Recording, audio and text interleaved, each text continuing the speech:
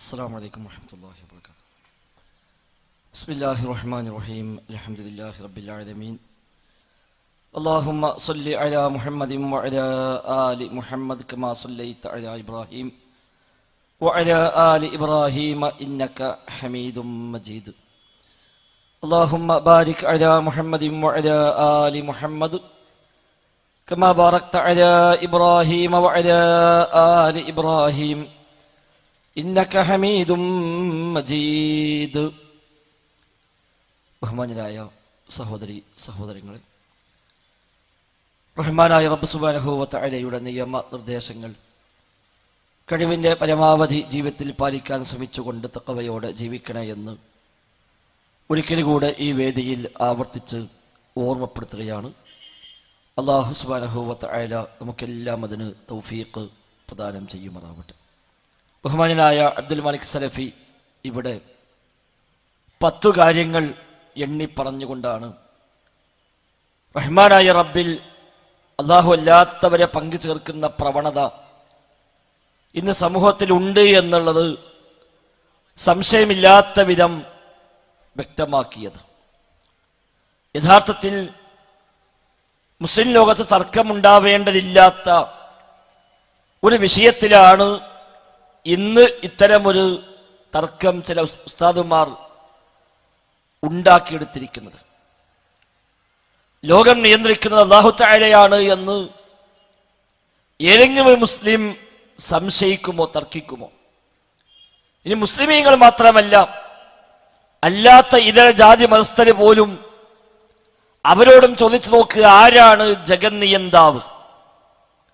മുദബ്ബിറുൽ ആലം എന്ന വാക്കിന്റെ ശരിയായ മലയാള അർത്ഥം ജഗന്നിയന്താവ് എന്നാണല്ലോ. ആലം എന്നാൽ ജഗമെന്നാണ്, മുദബ്ബിർ എന്നാൽ നിയന്താവ് എന്നാണ്. മുദബ്ബിറുൽ ആലം എന്നാൽ ജഗന്നിയന്താവ് എന്നാണ്. ജഗന്നിയന്താവ് ആര് എന്ന ചോദ്യത്തിന് ഏതെങ്കിലും ഒരു മനുഷ്യൻ പറയുമോ മറ്റൊരു മനുഷ്യന്റെ പേര്? ജാതി മതങ്ങൾക്ക് അതീതമായി ഒരു മനുഷ്യനും പറയില്ല ജഗന്നിയന്താവായത് ഇന്ന ഇന്ന ആളാണ് എന്ന് ഒരാളും പറയുകയില്ല. ഒരു മുസ്ലിം തീർച്ചയായും പറയുകയില്ല, പറയാവതുമല്ല. അല്ലാഹു സുബ്ഹാനഹു വ തആല വിശുദ്ധ ഖുർആനിൽ പറഞ്ഞ ധാരാളം വചനങ്ങൾ ഇവിടെ വിശദീകരിക്കപ്പെടുകയുണ്ടായി. അല്ലാഹുവിന്റെ റസൂൽ സ്വല്ലല്ലാഹു അലൈഹി വസല്ലം തങ്ങളുടെ കാലഘട്ടം മുതൽ ഇങ്ങോട്ട് 1400 കൊല്ലമായി മുസ്ലിം ഉമ്മത്ത് തർക്കമില്ലാതെ അംഗീകരിച്ചു പോന്ന കാര്യമാണല്ലോ മുദബ്ബിറുൽ ആലം അല്ലാഹയാണ്. ലോകം നിയന്ത്രിക്കുന്ന ജഗന്നിയന്താവായവൻ അല്ലാഹു തആലയാണ് എന്ന് എല്ലാ മുസ്ലിമീങ്ങളും 1400 കൊല്ലമായി നിരാക്ഷേപം അംഗീകരിച്ചു പോന്നുകൊണ്ടിരിക്കുന്നു. അതിനെയാണ് യഥാർത്ഥത്തിൽ ഇവിടെ സമസ്ത അട്ടിമറിച്ചിരിക്കുന്നത്. ആ ഒരു ആശയത്തെ വിശുദ്ധ ഖുർആൻ അടിസ്ഥാനമായി പരിചയപ്പെടുത്തിയ, തർക്കമുണ്ടാവാൻ പാടില്ലാത്ത ഈ അടിസ്ഥാന ആശയത്തെയാണ് സമസ്ത ഇവിടെ അട്ടിമറിച്ചതായി നാം ഇവിടെ കണ്ടും കേട്ടും ബോധ്യമായത്. യഥാർത്ഥത്തിൽ ഇത് യാദൃച്ഛികമായി സംഭവിച്ചതല്ല. ഏതെങ്കിലും ഉസ്താദുമാരുടെ സംസാരങ്ങളിൽ വന്ന ചില അബദ്ധങ്ങളല്ല. അതിനാണ് വ്യത്യസ്തങ്ങളായ ഉസ്താദുമാരുടെ സംസാരത്തിൽ നിന്ന് വ്യത്യസ്തങ്ങളായ ഭാഗങ്ങൾ ഇവിടെ കേൾപ്പിച്ചത്. ഏതെങ്കിലും ഒരാൾക്ക് പറ്റിയ അബദ്ധമാണ് എന്ന് പറയാതിരിക്കാൻ വേണ്ടിയാണ്. ഇതവർ ആശയമായി സ്വീകരിച്ചതാണ്.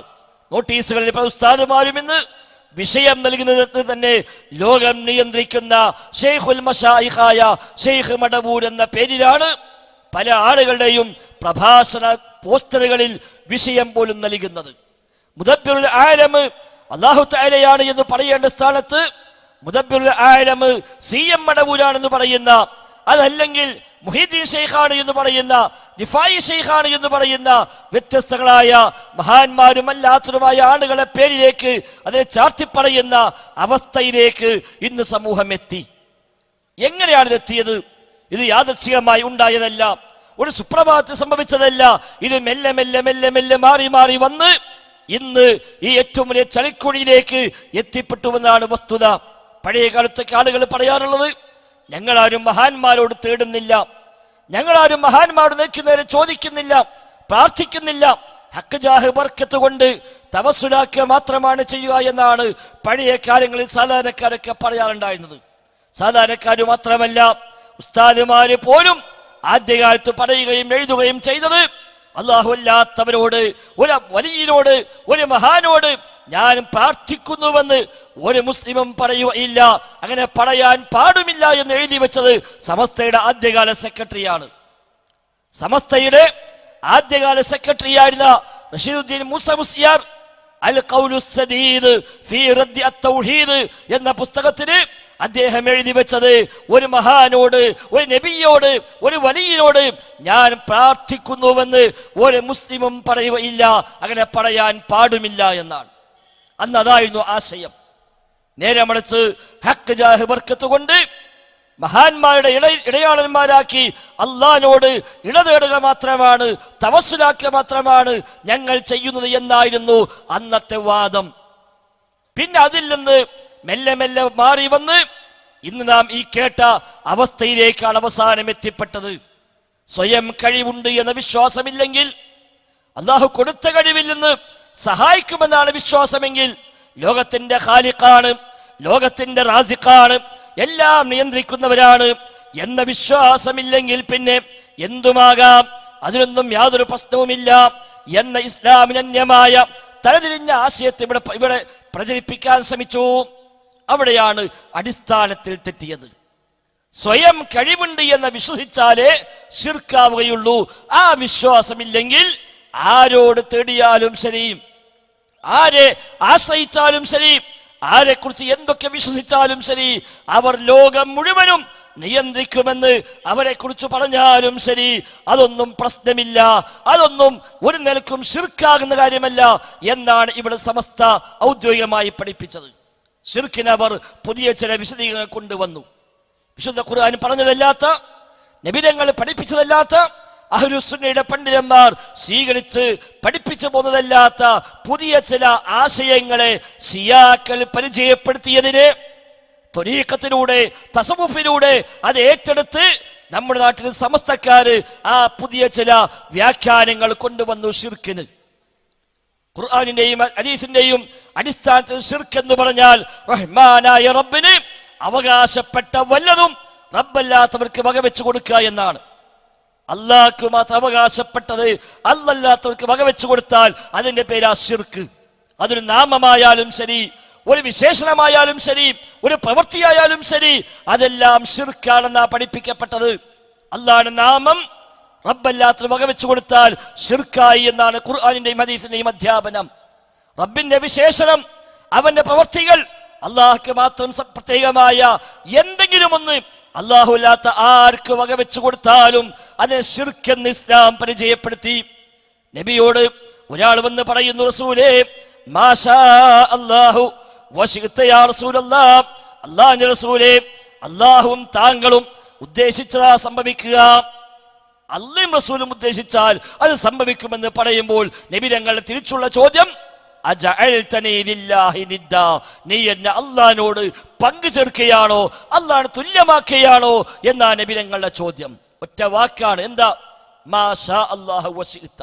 മശീഅത്ത്, ഉദ്ദേശം എന്ന വിശേഷത്തിൽ റഹ്മാനായ റബ്ബിന്റെ കൂടെ അള്ളാഹിന്റെ റസൂലിനെ കൂടി ചേർത്തിക്കൊണ്ട് അള്ളാഹും റസൂലും ഉദ്ദേശിച്ചാൽ എന്ന് പറഞ്ഞപ്പോഴേക്ക് നബി തങ്ങൾ ഇടപെട്ടു, നീ എന്നെ അള്ളാഹ്ക്ക് തുല്യമാക്കുകയാണോ, എനിക്ക് സ്വയം കഴിവുണ്ട് എന്നാണോ നിന്റെ വിശ്വാസം എന്ന് ചോദിച്ചിട്ടില്ല. ഞാൻ ഖാലിഖാണ്, റാസിഖാണ്, സട്ടാവാണ് എന്ന വിശ്വാസത്തിലാണോ എന്ന് ചോദിച്ചിട്ടില്ല. എന്താ വിശ്വാസം എന്ന് പോലും ചോദിച്ചില്ല. അള്ളാഹുവിന്റെ മശീഅത്ത് എന്ന, അവന്റെ ഇറാദത്ത് എന്ന അവന്റെ ഒരു വിശേഷത്തെ നബിതങ്ങളിലേക്ക് ചേർത്തി പറഞ്ഞപ്പോൾ നബിതങ്ങൾ ചോദിച്ചു, നീ എന്നെ അള്ളാഹ്ക്ക് തുല്യമാക്കുകയാണോ? അതാണ് പ്രമാണങ്ങൾ പരിചയപ്പെടുത്തിയ ശിർക്ക്. നബിയുടെ കൂടെ സ്വഹാബത്ത് യാത്ര പോയാണ് ഹുനൈനിലേക്ക്. അബൂ വാഖിദുൽ ലൈസി റളിയല്ലാഹു അൻഹു പറയുകയാണ്, ഞങ്ങൾ നബിയുടെ കൂടെ പുറപ്പെട്ടു, ഹുനൈൻ യുദ്ധത്തിലേക്കാണ് പോകുന്നത്. ഞങ്ങളൊക്കെ അന്ന് ഇസ്ലാമിലേക്ക് വന്നിട്ട് അധിക കാലമൊന്നുമായിട്ടില്ല, ഇസ്ലാം സ്വീകരിച്ച് വന്നിട്ടേയുള്ളൂ. ആ അടുത്ത കാലത്താണ് ഞങ്ങൾ നബിയോടൊപ്പം യാത്ര പോയത്. അങ്ങനെ പോകുന്ന വഴിയിൽ ഞങ്ങളൊരു മരം കണ്ടു. ആ മരം മുസ്ലിക്കീങ്ങൾ ബഹുമാനിക്കുന്ന മരമാണ്, മുസ്ലിക്കീങ്ങൾ ആദരിക്കുന്ന മരമാണ്. അവര് ഇത്തരം ഘട്ടങ്ങളിൽ തങ്ങളുടെ വാള് ആ മരത്തിൽ തൂക്കിയിടാറുണ്ട്. ആ മരത്തിനെന്തോ ബറക്കത്തുണ്ട്. ആ മരത്തിൽ എന്തോ സിദ്ധിയുണ്ട് എന്നാണ് അവിടെ വിശ്വാസം. ആ മരത്തിൽ വാള് തൂക്കി പിന്നെ വാളെടുത്ത് പോയി യുദ്ധം ചെയ്താൽ വിജയം വരിക്കുമെന്നാണ് അവിടെ വിശ്വാസമുണ്ടായിരുന്നത്. ആ മരം ഞങ്ങൾ കണ്ടു. ഹത്താ ഇദാ മറർനാ ബിശജറ യുഖാദു ലഹാ ദാതു അൻവാത്ത്, ദാതു അൻവാത്ത് എന്ന് വിളിക്കപ്പെടുന്ന മരത്തിനരികെ ഞങ്ങൾ കടന്നുപോയി. അത് കണ്ടപ്പോ ഞങ്ങളൊക്കെ പഴയ കാലത്ത് അവിടെ പോയവരാണ്, വാള് തൂക്കിയവരാണ്, അത് വിശ്വസിച്ചവരാണ്. അതൊക്കെ ഒഴിവാക്കി ഇസ്ലാമിലേക്ക് വന്നിട്ട് അധികകാലമായിട്ടില്ല. അതുകൊണ്ട് ഞങ്ങൾ നബിയോട് പറഞ്ഞു, നബിയെ അവർക്കെല്ലാം മരമുണ്ടല്ലോ, അതുപോലെ നമ്മൾക്കും ഒരു മരം, ഒന്ന് വാള് തൂക്കാൻ, ഒന്ന് ബറക്കത്തെടുക്കാൻ, സമാധാനിക്കാൻ ഒരു മരം നബിയെ നിങ്ങൾ നിശ്ചയിച്ചു തരണം. എന്താ നബി തങ്ങൾ പറഞ്ഞത്? ഒരു ഇലാഹിനെ വേണമെന്ന് ചോദിക്കും പോലെയാണിത്. ഇജ്അൽ ലനാ ഇലാഹൻ കമാ ലഹും ആലിഹ, ഒരു ഇലാഹിനെ ഉണ്ടാക്കി തരണേ എന്ന് പറയും പോലെയാണിത് എന്നാണ് നബി തങ്ങൾ തിരുത്തി കൊടുത്തത്. നബി ചോദിച്ചില്ല എന്തു മരമാണ്, സ്വയം കഴിവുള്ള മരമാണോ, സട്ടാവായ മരമാണോ, അല്ല കൊടുക്കാത്ത കഴിവുള്ള മരമാണോ എന്നൊന്നും ചോദിച്ചില്ല. നേരെ മറിച്ച് ഇലാഹിനെ വേണമെന്ന് ചോദിക്കും പോലെയാണെന്നാണ് നബി തങ്ങൾ തിരുത്തി കൊടുത്തത്. അതാണ് പ്രമാണങ്ങൾ പരിചയപ്പെടുത്തിയ ശിർക്കിന്റെ വശം. അഹ്ലുസുന്നയുടെ പണ്ഡിതന്മാർ ശിർക്കിനെ കുറിച്ച് നിർവഹിച്ചപ്പോഴും അതാണ് പറഞ്ഞത്. അയ്യുജ്മഅ മഅല്ലാഹി ഗൈറുല്ലാഹ് ഫീമാ ലാ യജൂസു ഇല്ലാ ലില്ലാഹ്. 1000 കൊല്ലങ്ങൾക്ക് മുമ്പ് എഴുതപ്പെട്ടതാണ്. അന്ന് രേഖപ്പെടുത്തി വെച്ചു. ശിർക്ക് എന്ന് പറഞ്ഞാൽ എന്താ? ശിർക്ക് എന്ന് പറഞ്ഞാൽ അയ്യുജ്മഅ മഅല്ലാഹി ഗൈറുല്ലാഹ്, അല്ലാഹുവിന്റെ കൂടെ അല്ലാഹു അല്ലാത്തവരെ കൂടി ചേർക്കലാണ്. ഫീമാ ലാ യജൂസു ഇല്ലാ ലില്ലാഹ്, അല്ലാഹുവിനല്ലാതെ അനുവദനീയമല്ലാത്ത കാര്യങ്ങളിൽ, അല്ലാഹുക്ക് മാത്രം അനുവദനീയമായ, പടച്ചറബ്ബിന് മാത്രം സമ്മതിക്കാൻ പറ്റുന്ന, അല്ലാഹുക്ക് മാത്രം വിശ്വസിക്കാൻ പറ്റാവുന്ന കാര്യങ്ങളിൽ അല്ലാഹുവിന്റെ കൂടെ അല്ലാത്തവരെ കൂടി ചേർക്കലാണ് ശിർക്ക്. 1000 കൊല്ലം മുമ്പ് എഴുതി വെച്ച നിർവചനമാണ്. എന്നാൽ സമസ്ത അത് അട്ടിമറിക്കുകയും ഒരു പുതിയ നിർവചനവുമായി വന്നു. സ്വയം കഴിവുണ്ടെന്ന വിശ്വാസത്തിൽ അർപ്പിക്കപ്പെട്ടെങ്കിലേ ശിർക്കാവുകയുള്ളൂ. ആ വിശ്വാസത്തിന്റെ ദുരന്തമാണ് മാലിക് സലഫി വിശദീകരിച്ചത് മുഴുവനും. അതിന്റെ ദുരന്തമാണ് നാട് നീളെ ചൊല്ലിക്കൊണ്ടിരിക്കുന്ന മാലപ്പാട്ടുകൾ, മൗലിദ് കിതാബുകൾ. അതിന്റെ ദുരന്തമാണ് നാട് മുഴുവൻ ഉയർന്നു വരുന്ന ജാറങ്ങൾ, ദർഗകൾ, ആണ്ടു നേർച്ചകൾ. വളാഞ്ചേരി ഇങ്ങോട്ട് വരുമ്പോൾ റോഡ് സൈഡിലെല്ലാം കാണുന്നു ഒരു പള്ളിയുടെ പേര് പറഞ്ഞിട്ട് അങ്ങോട്ടുള്ള അരി. അതെങ്ങനെ ഉണ്ടായത്? എന്റെ അവിടെ മാത്രം അരി ഉണ്ടായത്? ഈ പോകുന്ന വഴിക്ക് വേറെ എവിടെയും ഖബർസ്ഥാനില്ലേ? വേറെ എവിടെയും ഖബറില്ലേ? വേറെ എവിടെയും മഹാന്മാരെ ഖബറില്ലേ? ഉണ്ടല്ലോ. എന്റെ അവിടെയൊന്നുമില്ലാത്ത ഒരു സവിശേഷമായ അരി ഈ പ്രദേശത്ത് മാത്രമുണ്ടായത്? എന്റെ അങ്ങോട്ട് ആളുകൾ അരി കൊടുക്കുന്നത്? തിരൂരിൽ നിന്ന് യാത്ര ചെയ്താൽ പുതിയങ്ങാടിക്ക് എത്തുമ്പോൾ കാണാം എല്ലാ കടയിലും മൈസൂരിക്കൊല. എല്ലാ കടയിലും മുഖ്യമായ കച്ചവടം മൈസൂരിപ്പഴമാണ്. എന്റെ അവിടെ അങ്ങനെ? അവിടെ യാഹൂ തങ്ങളുടെ ജാറമുണ്ട്. ആ ജാറത്തിലേക്കുള്ള പ്രത്യേകമായ നേർച്ച എന്താ? മൈസൂരിപ്പഴമാണത്രേ. ഇവിടെ അരിയാണെങ്കിൽ അവിടെ പഴമാണ്. ഓരോ ജാറത്തിലും ഓരോന്നാണ്. എങ്ങനെയാ ഇത് ഉണ്ടായി വന്നത്? ഈ തലതിരിഞ്ഞ വിശ്വാസം കൊണ്ട് തന്നെയാണ്. കൊടുത്ത കഴിവ് എന്ന് വിശ്വസിച്ചാൽ പിന്നെ പ്രശ്നമില്ല. ആ കൊടുത്ത കഴിവിനോ യാതൊരു പരിധിയുമില്ലതാനും എത്രയും കൊടുക്കാം, എങ്ങനെയും കൊടുക്കാം എന്നാണ് ഇവിടെ പ്രചരിപ്പിക്കപ്പെടുന്നത്. ഒരു പരിധിയുമില്ലാതെ എത്രയും കൊടുക്കാം എന്ന് ആയത്ത് പോലും തെറ്റായി അർത്ഥം വെച്ച് ഓതിക്കൊടുത്തിട്ടാണ് അവർ പഠിപ്പിച്ചത്. അതിന്റെ ദുരന്തമാണ്. അവസാനം എത്രയും കൊടുക്കാമെന്നാണെങ്കിൽ പിന്നെ ലോകത്തിന്റെ മൊത്തം നിയന്ത്രണം അല്ലാഹു ഓൽക്കങ്ങ് ഏൽപ്പിച്ചു കൊടുത്തു എന്ന വിശ്വാസം വരെ വന്നത്. കാരണം കൊടുത്ത കഴിവല്ലേ, അത് ലിമിറ്റില്ല, കൊടുക്കുന്ന പഠിച്ചോനല്ലേ, എന്താ പരിധി? ഒരു പരിധിയുമില്ല എന്ന് പറഞ്ഞു. അങ്ങനെ അല്ല കാണും പോലെ കാണുന്നവർ, അല്ല കേൾക്കും പോലെ കേൾക്കുന്നവർ, അല്ല അറിയും പോലെ അറിയുന്നവർ എല്ലാം ചെയ്യുന്ന അവസ്ഥയിലേക്ക് മഹാന്മാരെ പരിചയപ്പെടുത്തി. എല്ലാം അല്ല കാണും പോലെ കാണുമത്രേ. അല്ലാഹു ചെയ്യുന്ന എല്ലാ കാര്യങ്ങളും മഹാന്മാരും ചെയ്യുമത്രേ. നഊദു ബില്ലാഹ്. പടച്ചറബ്ബ് എന്തൊക്കെ ചെയ്യുമോ അതൊക്കെ ചെയ്യുമെന്നാ പഠിപ്പിക്കുന്നത്. പടച്ചറബ്ബ് ഏതൊക്കെ ചെയ്യുമോ അതുപോലെ ചെയ്യുമെന്നാ പഠിപ്പിക്കുന്നത്. ആകെ വ്യത്യാസം എന്തേ ഉള്ളൂ? ഒന്ന് കൊടുത്ത കഴിവാണ്, ഒന്ന് സ്വയമുള്ള കഴിവാണ്. അത് അംഗീകരിച്ചാ പിന്നെ പ്രശ്നമില്ല. അള്ളാഹിന്റെ കഴിവ് സ്വയമുള്ളത്, മഹാന്മാരെ കഴിവ് അല്ലാഹു തആല നൽകിയത്. ആ വ്യത്യാസം വിശ്വസിച്ചു കഴിഞ്ഞാൽ പിന്നെ അവർ ലോകം മൊത്തം നിയന്ത്രിക്കുമെന്ന് മാത്രമല്ല, നീ ലോകം മൊത്തം നശിപ്പിക്കുന്നു വിശ്വസിച്ചാലും ഒരു പ്രശ്നവുമില്ല. മുഹീദ്ദീൻ ശൈഖിനെ പറ്റി പാടിയ പാട്ടുകളിൽ കാണാം, വലൗലാ റസൂലുള്ളാഹി ബിൽ അഹ്ദി സാബിഖു ലഅഗ്ലഖ്തു അബ്വാബൽ ജഹീമി ബിഅൽമതി.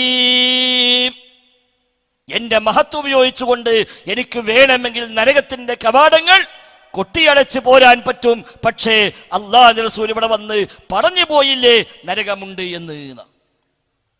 നബി തങ്ങൾ വന്ന് പറഞ്ഞു നരകമുണ്ട്. ഇനി ഞാൻ നരകം അടച്ചു പൂട്ടിയാൽ പിന്നെ നബി തങ്ങൾ പറഞ്ഞ വാക്ക് ശരിയല്ലതായി മാറും. അതുകൊണ്ടാണ് അല്ലെങ്കിൽ അഗ്ലഖ്തു അബ്വാബൽ ജഹീം, നരകത്തിന്റെ കവാടങ്ങൾ മുഴുവനും ഞാൻ അടച്ചു പൂട്ടുമായിരുന്നുവെന്ന് മുഹീദ്ദീൻ ശൈഖ് പറഞ്ഞുവെന്നാണ് പഠിപ്പിക്കുന്നത്. സഹോദരന്മാരെ, എന്റെ അതും വിശ്വസിക്കാം. എന്താ അല്ലാഹുവിനെ കൊടുത്തൂടേന്നാ, എന്താ കൊടുത്തൂടേന്നാണ്. റാബിഅത്തുൽ അദവിയ്യ എന്ന് പറയുന്ന മഹദിയെ കുറിച്ച് സൂഫികൾ പ്രചരിപ്പിക്കുന്ന കഥ കാണാം. റാബിഅത്തുൽ അദവിയ്യ ഒരിക്കൽ ഒരു കയ്യിൽ അല്പം തീയും മറു കയ്യിൽ അല്പം വെള്ളവുമായി പോയിന. അപ്പൊ എന്താ നിങ്ങൾ ഇങ്ങനെ പോണത്? ഒരു കയ്യിൽ വെള്ളമുണ്ട്, മറ്റേ കയ്യിൽ തീയുണ്ട്, എവിടേക്കാ യാത്ര? അപ്പൊ റാബിഅത്തുൽ അദവിയ്യ പറഞ്ഞു, ഞാൻ ഈ തീ കൊണ്ട് സ്വർഗം കത്തിക്കാൻ പോവുകയാണ്, ഈ വെള്ളം കൊണ്ട് നരകം കെടുത്താൻ പോവുകയാണ്. എന്താ നിങ്ങൾ പറയണത്?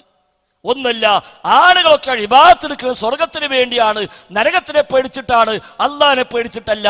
അതുകൊണ്ട് അങ്ങനത്തെ ഇബാദത്ത് വേണ്ട, അതിൽ കാരണക്കാരായ സ്വർഗം വേണ്ട, നരകം വേണ്ട. ഞാൻ സ്വർഗമിതാ കത്തിച്ചു കളയാൻ പോകുന്നു, നരകമിതാ കെടുത്തിക്കളയാൻ പോകുന്നു. അപ്പൊ മറ്റൊരു പിടിച്ചതല്ല, നരകം സ്വർഗം ഉണ്ടായിട്ട് തന്നെ മനുഷ്യന്മാർ ഇബാദത്തെടുക്കണില്ല. അതില്ലാതെ പിന്നെ എന്തായിരിക്കും? എന്നാ പിന്നെ അവിടെ നോട്ടെ, തൽക്കാലം നിലനിർത്ത നല്ലത്.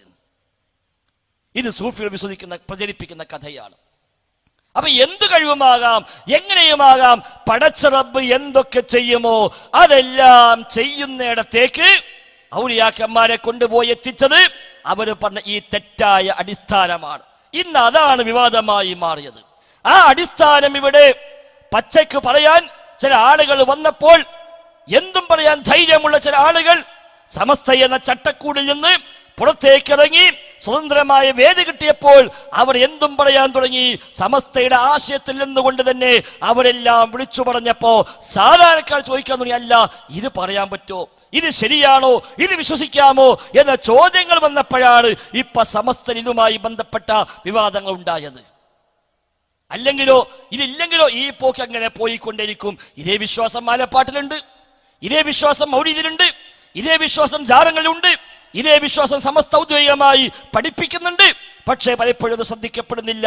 എന്നാൽ ഉസ്താദുമാര് മലയാളത്തിൽ ഈ ആശയം പ്രസംഗിക്കാൻ തുടങ്ങിയപ്പോഴോ അത് ആളുകൾക്ക് ശ്രദ്ധിക്കാൻ അവസരമായി. അതാ സംഭവിച്ചത്. സമസ്തയുടെ പ്രസിഡന്റ് സാക്ഷാൽ ജിഫ്രി മുത്തുക്കോയ തങ്ങള് അദ്ദേഹം തന്നെ പ്രഖ്യാപിച്ചത് അള്ളാഹു ചെയ്യുന്ന എല്ലാ കാര്യങ്ങളും മഹാന്മാരും ചെയ്യുമെന്നാണ്. കേട്ടോളൂ നിങ്ങൾ അദ്ദേഹത്തിന്റെ ആ ഒരു ഭാഗം. അള്ളാഹ് അറിയണത് പോലെ അറിയുന്നല്ല നമ്മൾ സുന്നികൾ പറയണത്. അങ്ങനെ ചില ആളുകൾക്കൊരു വിശ്വാസമുണ്ട്, അള്ളാഹ് അറിയണതൊക്കെ അറിയണോ, പക്ഷെ അള്ളാഹ് അറിയണത് പോലെ അറിയുന്നല്ല. അള്ളാഹ് അറിയണ അള്ളാഹ്ക്ക് യാതൊരു നിലക്കുള്ള മാധ്യമങ്ങളിലേക്കും ആവശ്യമില്ല. ഇവരറിയണത് എങ്ങനെ? അതിനുപയോഗിക്കേണ്ടതായ ചില മാധ്യമങ്ങളുണ്ട്. ആ മാധ്യമങ്ങൾ ഉപയോഗിച്ചിട്ട് അള്ളാഹു അറിയുന്നത് എല്ലാം അറിയും, പക്ഷേ അള്ളാഹു അറിയുന്ന പോലെ അറിയൂല. അതാ വ്യത്യാസം എന്നാണ് ജിഫ്രി തങ്ങൾ പറഞ്ഞത്. എന്നാൽ അതിനേക്കാളും വലിയ തങ്ങന്മാരെ കൂടി എഴുതിയ പുസ്തകത്തിൽ പറഞ്ഞതോ അല്ല കാണുന്ന പോലെ തന്നെ കാണും, അല്ല അറിയുന്ന പോലെ തന്നെ അറിയുമെന്നാണ്.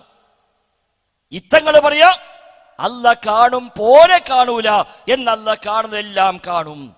CM സ്മരണിക, ആ CM സ്മരണികയിൽ നേർക്കുനേരെ എഴുതി വെച്ചു, എല്ലാ തങ്ങന്മാരും കൂടിയിറക്കിയതാണല്ലോ. ഉള്ളാൾ തങ്ങൾ മുതൽ സയ്യിദ് അവേത്ത് സീനിക്കോയ തങ്ങൾ മുതൽ എല്ലാ തങ്ങന്മാരും ഒന്നിച്ചുകൂടി സാക്ഷാൽ കാന്തപുരം അടക്കമുള്ള ആളുകള് നേതൃത്വത്തിൽ ഇറക്കിയതാണ് ഈ കാണുന്ന CM സ്മരണിക. ആ സ്മരണികയിലാണ് എഴുതിയത് അള്ളാഹു കേൾക്കുന്നത് പോലെ കേൾക്കുകയും കാണുകയും പ്രവർത്തിക്കുകയും ചെയ്യുക. കണ്ടോ, ഒരു ഹദീസ് കൊടുത്തിട്ട് പറയാ, ആ ഹദീസിന് പണ്ഡിതന്മാർ ഇങ്ങനെ വിശദീകരിച്ചിട്ടുണ്ട്, ഒരു പണ്ഡിതൻ വിശദീകരിച്ചിട്ടില്ല. അത് അവരെ വകയാണ്. എങ്ങനെ? അള്ളാഹു കേൾക്കുന്നത് പോലെ കേൾക്കുകയും കാണുകയും പ്രവർത്തിക്കുകയും ചെയ്യുക എന്നാണ് ഇതിന്റെ വിവക്ഷ. അപ്പൊ മഹാന്മാരായ ആളുകൾ അള്ളാഹു കേൾക്കുന്നത് പോലെ കേൾക്കുമത്രേ, അള്ളാഹു കാണുന്നത് പോലെ കാണുമത്രേ, അള്ളാഹു പ്രവർത്തിക്കുന്നത് പോലെ പ്രവർത്തിക്കുമത്രേ. മാത്രവുമല്ല അള്ളാഹു ചെയ്യുന്നതെല്ലാം ചെയ്യും, അല്ല കേൾക്കുന്നതെല്ലാം കേൾക്കും, അല്ല അറിയുന്നതെല്ലാം അറിയും. എന്താ വ്യത്യാസം? ഒന്ന് സ്വയമുള്ള കഴിവ്, മറ്റല്ല കൊടുത്ത കഴിവ്. ആ വ്യത്യാസമേ ഉള്ളൂ. അഥവാ അള്ളാഹു സ്വയം ഒരു പങ്കാളിയെ തെരഞ്ഞെടുത്തുവെന്നല്ലേ സഹോദരന്മാരെ ഇതിനർത്ഥം? അള്ളാന്റെ എല്ലാ കഴിവും അല്ല വേറൊരാൾക്ക് കൊടുത്തു എന്ന് പറഞ്ഞാൽ അള്ളാഹു സ്വയം പങ്കുകാരനെ സ്വീകരിച്ചു, സ്വയം ഒരു പങ്കാളിയെ സ്വീകരിച്ചു എന്നല്ലേ അതിനർത്ഥം? അങ്ങനെയാണെങ്കിൽ പിന്നെ ഇസ്ലാമിന് എന്താ അടിസ്ഥാനമുള്ളത്? വഹ്ദഹു ലാ ശരീക ലഹ്, അല്ല ഏകനാണ്, അവിടെ തുല്യന്മാരില്ല എന്ന് പറഞ്ഞതിന് പിന്നെന്താ അർത്ഥമുള്ളത്? ഈ തെളിഞ്ഞ വിശ്വാസം പഠിപ്പിച്ച പഴ നാം നേരത്തെ കേട്ട പോലെ അള്ളാഹുവിന്റെ എല്ലാ വിശേഷണങ്ങളും ഇവർക്ക് വകവെച്ചു കൊടുക്കുന്ന ആ ഒരു അവസ്ഥയുണ്ടായത്. അള്ളാഹ് കേൾക്കുന്നതൊക്കെ കേൾക്കും, കേൾക്കുന്ന പോലെ കേൾക്കും, കാണുന്നതെല്ലാം കാണും, കാണുന്ന പോലെ കാണും, അല്ല ചെയ്യുന്നതെല്ലാം ചെയ്യും, അല്ല ചെയ്യും പോലെ മഹാന്മാരും ചെയ്യും. പിന്നെന്താ വ്യത്യാസം? ഒരു വ്യത്യാസമില്ല. അപ്പോഴാണ് പറഞ്ഞത് അനല്ലാ, ഞാൻ അല്ലയാണ്. നേരത്തെ കേട്ടല്ലോ നമ്മൾ മനസ്സിലിട്ടത്, ഒന്നുകൂടെ കേൾക്കാം. ഞാൻ അല്ലയാണ് എന്ന് നേക്ക് നേരെ പറയുന്നിടത്തേക്ക് കാര്യങ്ങളെത്തി. കേൾക്കാൻ നിങ്ങൾ ഒന്നുകൂടെ. ഇന്നും മടവൂരിലുള്ള റഷീദ് മുസ്ലിയാർ, എൻ്റെ ധാരണ ഓർമ്മ ശരിയാണെങ്കിൽ അദ്ദേഹത്തിന്റെ പേര് റഷീദ് ഉസ്താദ് എന്നാണ്, ഷെയ്ഖുനാന്റെ കുടുംബക്കാരൻ. അവരുണ്ട് അണ്ടോണയിൽ മഹാനായ ഷെയ്ഖുനയുമായി ബന്ധപ്പെട്ട സംഭവം. അനല്ലാ എന്ന് തന്നെ ഷെയ്ഖുന പറഞ്ഞ സംഭവം ഉണ്ടായി. ആ കാലത്ത് ജീവിച്ചിരിക്കുന്ന വലിയ പണ്ഡിതനാണ് അണ്ടോണ അബ്ദുള്ള മുസ്ലിയാർ. ഉടൻ അബ്ദുള്ള മുസ്ലിയാർ ഷെയ്ഖുനാന്റെ അടുത്ത് വന്നു. എന്താണ് ഇപ്പൊ പറഞ്ഞുകൊണ്ടിരിക്കുന്നത്? ഹുവ ഹികായത്തും മിനല്ലാ, ഷെയ്ഖുന പറഞ്ഞു. ആലിമിനോടാ മറുപടി. വലിയ ആലിമാണ് ഷെയ്ഖുന. രണ്ടാൾക്ക് കാര്യം മനസ്സിലായി, ശാന്തമായി. അന്ന് ഹല്ലാജുൽ മൻസൂർ പറഞ്ഞ പ്രയോഗങ്ങൾ നടത്തിയിട്ടുണ്ടെങ്കിലും അതിന്റെ പേരിൽ ഇവിടെ ഒന്നും ഉണ്ടായിട്ടില്ല. കാര്യങ്ങൾ ബോധ്യപ്പെടുത്തുന്ന വലിയ ഹിക്മത്തുടയവരാണ് മഹാനരായ ഷെയ്ഖുന. അനല്ലാ, ഞാൻ അല്ലയാണെന്ന് പറഞ്ഞു. അതും പറയാ, കാരണം അല്ല കൊടുത്ത കഴിവായി ചോദിച്ചാൽ പോലെ. സാക്ഷാൽ അല്ല, സ്വയം ഉണ്ടായ അല്ല. ഈ അല്ലയോ അല്ല ഉണ്ടാക്കിയൊരല്ല എന്ന് വിശ്വസിച്ച ശിർക്കുണ്ടോ? സമസ്തന്റെ ആശയപ്രകാരം പിന്നെ ശിർക്കാവൂല. ആ അവസ്ഥയിലേക്ക് എത്തി. ഞാനാണ് അല്ലാ എന്ന് പറയുന്ന അവസ്ഥയിലേക്ക് എത്തി. അത്രയും എത്തിയപ്പോൾ സ്വാഭാവികമായും സാധാരണ ചോദ്യം വരാൻ തുടങ്ങി. അല്ല ഉസ്താദ്, ഇതൊക്കെ പറയാൻ പറ്റുമോ? ഇങ്ങനെയൊക്കെ വിശ്വസിക്കാൻ പറ്റുമോ എന്നു മാത്രമല്ല, എല്ലാത്തിനും എന്തിനും ഏതിനും ഈ CM മടവൂര് മതി എന്നാണ് ഉസ്താദുമാർ പ്രസംഗിക്കുന്നത്. ഓരോ നാട്ടിലും ആരെങ്കിലും ഉണ്ടാകും, ഒന്നുകിൽ ജാറം, അല്ലെങ്കിൽ തങ്ങള്, അല്ലെങ്കിൽ ബീവി, ഒരു സിദ്ധന്, ഒരു ഖോജ, ഒരു ഷെയ്ഖ്, എന്തെങ്കിലും പേരിൽ എല്ലാ നാട്ടിലും ഏതെങ്കിലും ഒന്നും ഇല്ലാതിരിക്കില്ല. പടച്ച റബ്ബിൽ നകറ്റാനും പടപ്പിലേക്ക് ആളെ കൊണ്ടുപോകുവാനുമായി സ്ഥാപിക്കപ്പെടുന്ന എന്തെങ്കിലും ഒരു കേന്ദ്രം, എന്തെങ്കിലും സംവിധാനം എല്ലാ നാട്ടിലും ഉണ്ടാകും. 700 കൊല്ലങ്ങൾക്ക് മുമ്പ് ഇബ്നു ഖയ്യിം റഹിമഹുല്ലാ അദ്ദേഹം രേഖപ്പെടുത്തി വെച്ചതാണ്. പടച്ച റബ്ബിൽ നിന്ന് പടപ്പിലേക്ക് കൊണ്ടുപോകാൻ, പടച്ച റബ്ബിൽ നകറ്റാൻ, പടപ്പിലേക്ക് അടുപ്പിക്കാൻ പിശാച്ച് ആഗ്രഹിക്കുന്നു, അവൻ ശ്രമിക്കുന്നു. അതിനുവേണ്ടി പിശാച്ച് എല്ലാ ഗ്രാമങ്ങളിലും എല്ലാ പട്ടണങ്ങളിലും എന്തെങ്കിലും ഒരു കേന്ദ്രം സ്ഥാപിക്കാതിരിക്കില്ല എന്ന് ഇബ്നു ഖയ്യിം റഹിമഹുല്ലാ. പടച്ചവനിൽ അകറ്റി പടപ്പിലേക്ക് അടുപ്പിക്കാൻ എല്ലാ നാട്ടിലും എന്തെങ്കിലും ഒന്നുണ്ടാകും.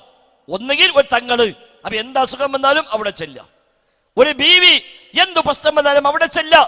തങ്ങൾക്ക് രോഗം വന്നാലോ ഹോസ്പിറ്റലിൽ പോവുക. അപ്പൊ അന്ന് ലീവ്, ഇന്ന് ഇവിടെ ദർശനമില്ല, ആരും വരണ്ട, തങ്ങപ്പാപ്പ ഹോസ്പിറ്റലാണ്. എന്നാ മനുഷ്യന്മാർ ചിന്തിക്കുന്ന പിന്നെ എന്തിനാ അത് ഇല്ല. നേരത്തെ നമ്മൾ കേട്ടല്ലോ CM മടവൂര് മരിച്ചോനെ ജീവിപ്പിച്ചു. ആ CM ഇന്നെവിടെ? മൂപ്പര് മരിച്ചു. രോഗവുമായി വന്നാൽ CM പറയും രോഗം വേണ്ട. ആ CMO എത്ര രോഗത്തിലാണ് പ്രയാസപ്പെട്ടത്? CMന്റെ ചരിത്ര പുസ്തകത്തിൽ കാണാം. ബാത്റൂമിലേക്ക് നടന്നു പോകുമ്പോൾ CM അവിടെ വീണു, കാലിന്റെ എല്ല് പൊട്ടി. കാലിന്റെ എല്ല് പൊട്ടി. 1 മാസത്തോളം ആളുകളുടെ ദർശനം പോലും നിർത്തിവെച്ചു. അദ്ദേഹം കിടപ്പിലായി എന്നാണ് AP സുന്നാളിയുടെ പുസ്തകത്തിലുള്ളത്. എന്റെ രോഗം വേണ്ട എന്ന് പറഞ്ഞാൽ പോലെ, അത് പറഞ്ഞിട്ടില്ല. അതേ പുസ്തകത്തിൽ കാണാം മൂത്ര സംബന്ധമായ രോഗം ശൈഖുനാക്ക് മുമ്പേ ഉണ്ട്. ഈ കിടപ്പോടുകൂടി അത് ഒന്നുകൂടി അധികമായി. പണ്ടേ മൂപ്പർക്ക് പ്രശ്നമുണ്ട് മൂത്രത്തിന്. ഇതും കൂടെ ആയപ്പോ ഒന്നും കൂടെ ഓവറായി എന്ന് എഴുതി വെച്ചിട്ടുണ്ട്. ഇപ്പോഴത്തെ കലാമത്ത് പറയും ഏത് രോഗവുമായി വന്നാലും ആ രോഗം വേണ്ട എന്ന് പറഞ്ഞാൽ അതില്ലാതാകും. മടഞ്ഞ കാര്യം അറിയുമെന്നാ പറഞ്ഞത്, തെളിഞ്ഞ കാര്യം പോലും അറിഞ്ഞിട്ടില്ല. പുസ്തകത്തിൽ കാണാം, CM കാണാൻ വരുമ്പോ അദ്ദേഹം പറയുമായിരുന്നു, എടാ കണ്ണിന് കാഴ്ചയില്ല, ഇപ്പോൾ ആരെയും കാണാൻ കഴിയുന്നില്ല, നിന്റെ ശബ്ദം കേട്ടപ്പോഴാ നിന്നെ മനസ്സിലായത്. തെളിഞ്ഞ കാര്യം അറിയാത്ത ആളെ പറ്റിയ മറഞ്ഞ കാര്യം അറിയുമെന്ന് എഴുതി വച്ചിരിക്കുന്നത്. ഈ രൂപത്തിലേക്ക് സമുദായം വഞ്ചിക്കപ്പെടുന്നു. അതാണ് ഞാൻ അള്ളയാണ് എന്ന് തന്നെ പറഞ്ഞു. അതുകൊണ്ട് അള്ളയാണെങ്കിലോ പിന്നെ എന്തിനും മൂപ്പര് മതി, എല്ലാത്തിനും അവര് മതി. അത് ഓരോ നാട്ടിലും ഓരോരുത്തരും ഞാൻ പറഞ്ഞത്, ഇവിടെ ഒരു പക്ഷേ ഇവിടുത്തെ യാറുണ്ടാകും, ഇവിടെ എന്ത് പ്രശ്നമുണ്ടോ അവിടെ പോയി പറഞ്ഞാൽ മതി. അപ്പുറത്ത് പോയാൽ മമ്പുറമുണ്ട്, പുത്തമ്പള്ളിയുണ്ട്, അജ്മീറുണ്ട്, ഏറുവാണിയുണ്ട്, പൊന്നാനിയുണ്ട്, പുതുപൊന്നാനിയുണ്ട്. അങ്ങനെ ഓരോ സ്ഥലത്തും ഓരോ ജാറങ്ങളാണ്. ആ നാട്ടുകാരൊക്കെ എന്തു പ്രശ്നം വന്നാലും അവിടെ പോയി പറഞ്ഞാൽ മതി എന്നാണ്. അങ്ങനെ എന്തിനും ഏതിനും പടപ്പുകൾ മതി എന്ന ആശയമാണ് ഇതിലൂടെ സ്ഥാപിക്കാൻ ശ്രമിക്കുന്നത്. കേട്ടോളൂ നിങ്ങൾ, ഒരു ഉസ്താദ് വ്യക്തമായി പറയുന്നു, നമുക്ക് CM മതി എന്ന് പറയുന്ന ആശയം ശ്രദ്ധിക്കുക. ശൈഖുന മതി ഇൻഷാ അല്ലാഹ്. നമുക്ക് നമ്മളെല്ലാ കാര്യം വന്ന് പറഞ്ഞാൽ ഇവിടെ വന്ന് പറഞ്ഞാൽ അതവിടെ ഫത്ഹാകാതിരിക്കുകയില്ല. എന്ത് കാര്യമായാലും വേണ്ടിയില്ല, സാമ്പത്തികമായാലും വേണ്ടിയില്ല, ശാരീരികമായാലും വേണ്ടിയില്ല, മാനസികമായാലും വേണ്ടിയില്ല, എന്ത് കാര്യവും ഇവിടെ വന്ന് പറഞ്ഞാൽ ഫത്ഹാകും എന്നുള്ള കാര്യം യാതൊരു സംശയവുമില്ല. എത്ര എത്ര എത്ര അനുഭവങ്ങൾ. എന്ത് കാര്യമായാലും വേണ്ടില്ല, ശൈഖുന മദീന. നമ്മുടെ പ്രഖ്യാപനമോ ഹസ്ബിയല്ലാഹ്, എനിക്കല്ല മതി, ഹസ്ബിയല്ലാഹ്, എനിക്കല്ല മതി, ഹസ്ബുനല്ലാഹ്, ഞങ്ങൾക്കല്ല മതി. ഇയാളെ പറ്റി അയാൾ അള്ളയാണ് എന്ന് പ്രഖ്യാപിച്ചപ്പോ പിന്നെ നമുക്ക് CM മതി, എന്തിനും ഏതിനും ശൈഖുന മതി എന്ന് പറയുന്നിടത്തേക്ക് ഉസ്താദുമാരെത്തി.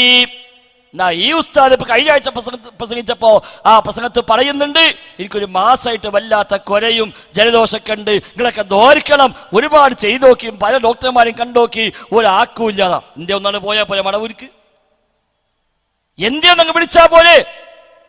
പറച്ചിലൊന്ന് ചെയ്തി മറ്റൊന്ന്. സഹോദരങ്ങളെ, ഈ ഒരു രൂപത്തിലേക്ക് പറഞ്ഞു കൊണ്ടുപോയി അവസാനം അള്ളയാണ് ഇവരൊക്കെ മുദബ്ബിറുൽ ആലമാണ്, ലോകം മുഴുക്കെ നിയന്ത്രിക്കുന്നവരാണ് എന്ന് പച്ച മലയാളത്തിൽ പറയാൻ തുടങ്ങിയപ്പോൾ സ്വാഭാവികമായും സമസ്തയിൽ വിവാദമായി. ചില ഉസ്താദുമാര് പറഞ്ഞു അത് കുറച്ച് അധികമായി പോയി, അങ്ങനെ പറഞ്ഞുകൂടാ. സമസ്തന അസുര പ്രകാരോ അധികമാവുക എന്ന പ്രശ്നമില്ല. കൊടുത്ത കഴിവ് വിശ്വസിച്ചാൽ പിന്നെ എന്താ അധികാരം? എന്താ അല്ല കൊടുത്ത കുറച്ച് അധികമായി പോയിതാണോ? അത് ഉണ്ടാവില്ലല്ലോ. പഠിച്ചോ അത്ര കൊടുക്കാൻ പാടില്ലായിരുന്നു എന്നല്ലേ പദാർത്ഥം. അങ്ങനെ പല ഉസ്താദുമാരും സാക്ഷാൽ പേരോട് മുസ്ലിയാരും അലവി സഖാഫിയും അടക്കമുള്ള ആളുകൾ വരെ രംഗത്തിറങ്ങിയിട്ട് പറഞ്ഞു ഇത് ശരിയല്ല, ഈ വിശ്വാസം ശരിയല്ല. കിതാബോധി പറഞ്ഞു, അഖീദയുടെ വിശ്വാസം പഠിപ്പിക്കാനുള്ള കിതാബുകൾ അത് ഉദ്ധരിച്ചുകൊണ്ടാണ് ഉസ്താദുമാർ തന്നെ രംഗത്തിറങ്ങിയത് ഇത് ശരിയല്ലെന്ന് പറയാൻ. പേരോട് മുസ്ലിയാർ തന്നെ കിതാബോധി ഇബാറത്ത് വായിച്ച് പറഞ്ഞു കൊടുക്കുന്ന ഒരു വഅദ് നിങ്ങൾ ആദ്യം ശ്രദ്ധിക്കുക. ലോകം മുഴുക്കിയെ നിയന്ത്രിക്കുന്നവൻ ആരാണ്? നമ്മൾ സാധാരണ റബ്ബുൽ മാല്, അതുപോലെ തന്നെ പല വാചകങ്ങളും റബ്ബുൻ നാഖത്ത് എന്നൊക്കെ പറയും, ഒട്ടകത്തിന്റെ റബ്ബ്, അതുപോലെ സ്വത്തിന്റെ റബ്ബ് തന്നെ അതിന്റെ ഉടമസ്ഥൻ. നമ്മൾ സാധാരണ പറയുന്ന ഉടമസ്ഥൻ. റബ്ബുൽ ആലമീൻ, സർവലോകത്തിന്റെയും റബ്ബ് അത് ഒരുവൻ മാത്രമേ ഉള്ളൂ, അവനാണ് അല്ലാഹ് റബ്ബുൽ ആലമീൻ. ഇതേപോലെ തന്നെയാണ് മുദബ്ബിറുൽ ആലം, ലോകത്തെ നിയന്ത്രിക്കുന്നവൻ, അത് അല്ലാഹു സുബ്ഹാനഹു വ തആല മാത്രമാണ്. മഹാനായ ഇമാം തഫ്താസാനി റളിയല്ലാഹു അൻഹു അവിടുത്തെ സർഹുൽ മുഖാസിദിന്റെ 4-ാം വാള്യം 39-ാമത്തെ പേജിൽ എഴുതിയത് കാണാം. വലാ നിസാഅ ലി അഹ്ലിൽ ഇസ്ലാമി ഫീ അന്ന തദ്ബീറൽ ആലമി വഖൽഖൽ അജ്സാമി വസ്തിഖാഖൽ ഇബാദതി വഖിദമ മാ യഖൂമു ബിനഫ്സിഹി കുല്ലഹാ മിനൽ ഖവാസ്. അല്ലാഹുവിന്റെ മാത്രം പ്രത്യേകതയാണ്, അതിൽ ഒരു മുസ്ലിമിനും തർക്കമില്ല. ഫീ അന്ന തദ്ബീറൽ ആലം, ആലമിന്റെ ലോകത്തിന്റെ നിയന്ത്രണം, വഖൽഖൽ അജ്സാം, അതുപോലെ ഖരവസ്തുക്കൾ, അതുപോലെ ശരീരങ്ങൾ, തടികൾ, അതിന്റെ സൃഷ്ടിപ്പ്, വസ്തിഖാഖൽ ഇബാദത്തി, ഇബാദത്തിനുള്ള അർഹത, ഇങ്ങനെ തുടങ്ങിയിട്ട് ഉള്ള സംഗതികളുണ്ടല്ലോ. അതുപോലെ അതാ ഖദീമായ നിലക്കുള്ള സിഫത്തുകൾ, അത്തരം കാര്യങ്ങളെല്ലാം അത് അള്ളാഹുവിന് മാത്രമുള്ള പ്രത്യേകതയാണ്. ഇത് തന്നെയാണ് ഇമാം റാസിയെ പോലുള്ള പണ്ഡിതന്മാരും വഅനി ബിത്തൗഹീദിൽ മുത്ലഖ് അൻ യഅലമ അന്ന മുദബ്ബിറൽ ആലമി വാഹിദുൻ വഅൻ യഅലമ അയ്ളൻ അന്നൽ അബ്ദ ഗൈറു മുസ്തഖില്ലിൻ ബിഅഫ്ആലി നഫ്സി, ലോകത്തെ മുഴുവനും നിയന്ത്രിക്കുന്നവൻ അള്ളാഹു മാത്രമാണ്. അങ്ങനെ ലോകം മുഴുക്കെ നിയന്ത്രിക്കുന്നവൻ അവൻ അള്ളാഹുവാണ്. കണ്ടോ, ഇതാണ് പേരോട് മുസ്ലിം ആദ്യം പ്രസംഗിച്ചത്. ഈ വിഷയം വിവാദമായി പല ഉസ്താദുമാരും ഇങ്ങനെ പറയാൻ തുടങ്ങിയപ്പോ പേരോട് മുസ്ലിയാർ കിതാബിൽ ഉള്ളത് അതേപടി വായിച്ചു പഠിപ്പിച്ചു കൊടുത്തു. ശറഹുൽ മഖാസിദ് അല്ലാമ തഫ്താസാനി പറഞ്ഞത്, തഫ്സീർ റാസിയിലെ അല്ലാമ ഫഖ്റുദ്ദീൻ റാസി പറഞ്ഞത്, ഇത്തരം കിതാബൊക്കെ കൊണ്ടുവന്നിട്ട് മൂപ്പര് കിതാബിന്റെ ഇബാറത്ത് വായിച്ചു പഠിപ്പിച്ചു കൊടുക്കുകയാണ്. അങ്ങനെ പറയാൻ പാടില്ല. തദ്ബീറുൽ ആലം, ലോകത്തിന്റെ നിയന്ത്രണം അല്ലാഹു തആലാക്ക് മാത്രമാണ്. അതാണ് തൗഹീദുൽ മുത്ലഖ്. മുദബ്ബിറുൽ ആലം അല്ലാഹ് മാത്രമാണ് എന്ന് വിശ്വസിക്കലാണ് തൗഹീദുൽ മുത്ലഖ്. അതാണ് ശരിയായ തൗഹീദ്. അതിനപ്പുറമുള്ള തൗഹീദല്ല, അതിനപ്പുറമുള്ള ശിർക്കാണ്, കുഫറാണ് എന്ന് അദ്ദേഹം കിതാബ് ഓതിയിട്ടാ പഠിപ്പിച്ചു കൊടുത്തത്. മാത്രവുമല്ല AP സമസ്ത തീരുമാനിച്ചു ഇത് ആളുകളെ മൊത്തം പഠിപ്പിച്ചേ പറ്റൂ. അങ്ങനെ ജില്ലകൾ തോറും അവരെ പണ്ഡിതന്മാരെ വിളിച്ചുകൂട്ടി, ഉസ്താദുമാരെ മൊത്തം വിളിച്ചുകൂട്ടി, പ്രസംഗിക്കാൻ പോകുന്ന ആളുകള്, ഖതീബുമാര്, അവരൊക്കെ വിളിച്ചുകൂട്ടി ഉലമാ സമ്മേളനം എന്ന പേരിൽ എല്ലാ ജില്ലയിലും വിളിക്കാൻ തീരുമാനിച്ചു. സംഗതി 2-3 ജില്ലയിൽ നടന്നിട്ടുള്ളൂ. അപ്പോഴേക്ക് സംഗതി അതിലും വലിയ പ്രശ്നമായി. അപ്പൊ നിർത്തിവെച്ചു. മലപ്പുറം ജില്ലയിൽ നടന്നു, കോഴിക്കോട് ജില്ലയിൽ നടന്നു. അങ്ങനെ 2-3 ജില്ലയാണ് ആകെ നടന്നത്. ബാക്കി നടത്താൻ കഴിയാത്ത വിധം ഉലമാ സമ്മേളനത്തിൽ ആകെ പ്രശ്നമായി. കാരണം ആളുകൾ ചോദിക്കാൻ തുടങ്ങി, ഇതാണ് നമ്മുടെ ആശയമെങ്കിൽ ഇത്രയും കാലം പറഞ്ഞത് എന്ത് ചെയ്യും? അല്ലാഹ് കൊടുത്ത കഴിവെന്ന് എന്ന് വിശ്വസിച്ചാൽ ശിർക്കല്ലെങ്കിൽ പിന്നെ മുദബ്ബിർ ആലം CM എന്ന് പറഞ്ഞാൽ എന്താ പ്രശ്നമുള്ളത്? അത് പ്രശ്നമാണെങ്കിൽ മൗലിദ് കിതാബിലുള്ള ഇന്ന കഥയൊക്കെ എന്താ കാട്ടുക? ഈ മാലപ്പാട്ട് എങ്ങനെയാ പാടുക? ആ മൗലിദ് എങ്ങനെയാ ചൊല്ലുക? ഈ ഖുത്ബിയത്ത് എങ്ങനെയാ ചൊല്ലുക? ഈ ആശയമല്ല അവിടെയും ഉള്ളത് എന്ന് ചോദ്യം വന്നപ്പോ തൽക്കാലം ഉലമാ സമ്മേളനം നിർത്തിവെച്ചു. അത് നമുക്ക് നല്ലത് മനസ്സിലായി. ഉലമാ സമ്മേളനത്തിന് പേരോട് മുസ്ലിയാരും അലവി സഖാഫിയും ഒക്കെയാണ് ക്ലാസ് എടുക്കാൻ പോയത്. അവർ തന്നെ നോട്ടുണ്ടാക്കി, നല്ലൊരു നോട്ട്, ആയത്തും ഹദീസും കിതാബിന്റെ ഉദ്ധരണിയുമെല്ലാം വെച്ചുകൊണ്ട് ഒരു നല്ല നോട്ടൊക്കെ തയ്യാറാക്കി. അങ്ങനെ ഉലമാ സമ്മേളനത്തിൽ ഈ നോട്ട് വെച്ച് ക്ലാസ് എടുത്തു. എന്താ നോട്ട് പറഞ്ഞത്? നോട്ടിൽ പറഞ്ഞത് ലോകം മുഴുക്കെ നിയന്ത്രിക്കുന്നവരാണ് തുടങ്ങിയ വിശേഷങ്ങളൊന്നും ഒരു സൃഷ്ടിയെക്കുറിച്ചും പറയാൻ പാടില്ല. വിശ്വാസികളുടെ ബുദ്ധിക്ക് ഉൾക്കൊള്ളാൻ കഴിയാത്ത കറാമത്തുകൾ അത് പറയാൻ പാടില്ല. കറാമത്തുകൾക്കെല്ലാം പരിധി വേണം. പരിധി ഇല്ലാത്ത കറാമത്ത് അത് പറയാൻ പാടില്ല. സത്യമാണ് എന്ന് തെളിയിക്കാൻ കഴിയാത്ത കറാമത്തുകൾ പറയാൻ പാടില്ല എന്ന് പറഞ്ഞ് പ്രസംഗിക്കാൻ പോണ മനുഷ്യന്മാർക്കൊക്കെ പറഞ്ഞ് നിയന്ത്രണം വെക്കാൻ നോക്കി. അപ്പോഴാ ചോദ്യം വന്നല്ല, എന്നാ പിന്നെ ഏതാ നമ്മൾ പറയാം? ഇതാണ് നയമെങ്കിൽ ഏതാ പറയാം? മുഹീദ്ദീന്മാരെ ചൊല്ലാൻ പറ്റൂല. എന്താ കാരണം? മുഹീദ്ദീന്മാരെ പറഞ്ഞ ഏതാ ഉൾക്കൊള്ളാൻ കഴിയുക? ഭൂമി ഒരുണ്ട പോൽ എൻ കയ്യിലെന്നോവർ, ഭൂമി അതൊക്കെയും ഒരു ചുമടെന്നോവർ. ഭൂമി ഒരുണ്ട പോലെ എന്റെ കയ്യിലാണ് എന്ന് മുഹീദ്ദീന്മാരുണ്ട്. അതാർക്ക് ഉൾക്കൊള്ളാൻ കഴിയുക? ഭൂമി മുഴുവൻ ഒരു ചുമട് വെക്കാനേ ഉള്ളൂ എന്ന് മുഹീദ്ദീന്മാരിലുണ്ട്. അതെങ്ങനെ ഉൾക്കൊള്ളാൻ കഴിയുക? മാത്രവുമല്ല മുഹീദ്ദീൻ ശൈഖിന്റെ മഹത്വം പറഞ്ഞതെന്താ? എന്റെ കണ്ണെപ്പോഴും ലൗഹീലതെന്നോവർ. മുഹീദ്ദീൻ ശൈഖിന്റെ കണ്ണെപ്പോഴും ലൗഹുൽ മഹ്ഫൂദിലാണ് എന്ന് മുഹീദ്ദീന്മാരിലുണ്ട്. ഇതെങ്ങനെ ഉൾക്കൊള്ളാൻ കഴിയുക? ഇതെങ്ങനെ സത്യമാണ് തെളിയിക്കാൻ കഴിയുക? അങ്ങനെ തുടങ്ങി 100 കൂട്ടം കാര്യങ്ങൾ കാണാം. 4 പതിറ്റാണ്ട് ചുറ്റി നടന്നു എന്നാണ് മുഹീദ്ദീന്മാരെ പറഞ്ഞത്. 4 പതിറ്റാണ്ട് ചുറ്റി നടന്നു അവർ. ഇനി എന്ന ഏകൾ കേട്ടാലേ ഇരുന്നോ അവർ. 40 കൊല്ലം ചുറ്റി നടന്നു, ഇനി ഇരുന്നോ എന്ന് പറഞ്ഞപ്പോ അവിടെ ഇരുന്നു. ഇതെന്താ കഥ? എവിടുന്നാ കിട്ടിയത്?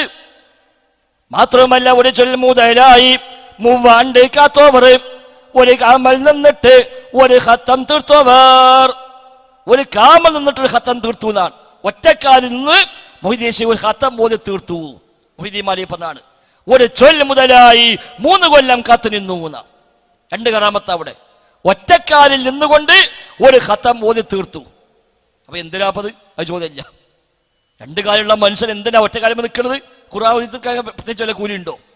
പണ്ട് കോട്ടക്കൽ ഒരു ഖണ്ഡന പ്രസംഗത്തിൽ ചോദ്യം ചോദിച്ചു, അല്ല മൊഹീദ്ദീൻ ശൈഖ് 2 കാലം ഉണ്ടായിട്ട് ഒരു കാലം നിന്നതാണോ, അല്ല ഒറ്റക്കാലം ഉണ്ടായിരുന്നുള്ളൂ, എന്താ അതിന്റെ അസുല്?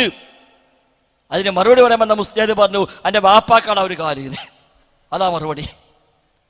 അപ്പൊ ഒരു കാമൽ നിന്നിട്ട് ഒരു ഖത്തം തീർത്തോവർ, ഒരു ചൊല്ല് മുതലായി 3 കാത്തോവർ, ഒറ്റ വാക്കിന് വേണ്ടി 3 കൊല്ലം കാത്തു നിന്നു. അവിടെ നിൽക്കുകയെന്ന് പറഞ്ഞ് നിർത്തിയാണ് പോയി. ആ നിർത്തം അവിടെ നിന്നു. മറ്റാള് പിന്നെ വന്ന് അവിടുന്ന് പോകാൻ പെർമിഷൻ കിട്ടിയത് 3 കൊല്ലം കഴിഞ്ഞിട്ടാണ്. ആ 3 കൊല്ലം ആ നൃത്തം നിന്നു എന്നാണ്. അത് മൊഹീദ്ദീൻമാരെ പറഞ്ഞതാണ്. അപ്പൊ ഭൂമി ഒരു ഉണ്ട പോലെ കയ്യില്, ആ ഭൂമിയിൽ 3 കൊല്ലം കാത്തിക്കണ്, ആ ഭൂമി 40 കൊല്ലം ചുറ്റി നടക്കണ്. ഇനി ഇരിക്കണപ്പ ഇരിക്കണ്, ഇതിപ്പോ എങ്ങനെ ഉൾക്കൊള്ള? അപ്പൊ ഉസ്താദ് ചോദിച്ചു, അല്ല ഉസ്താദ് നിങ്ങൾ പറഞ്ഞൊക്കെ ശരി, ഉൾക്കൊള്ളാൻ കഴിയാത്ത പറയാൻ പാടില്ല, എന്നാ മൊഹീദ്ദീൻമാരെ ചൊല്ലാൻ പറ്റുമോ?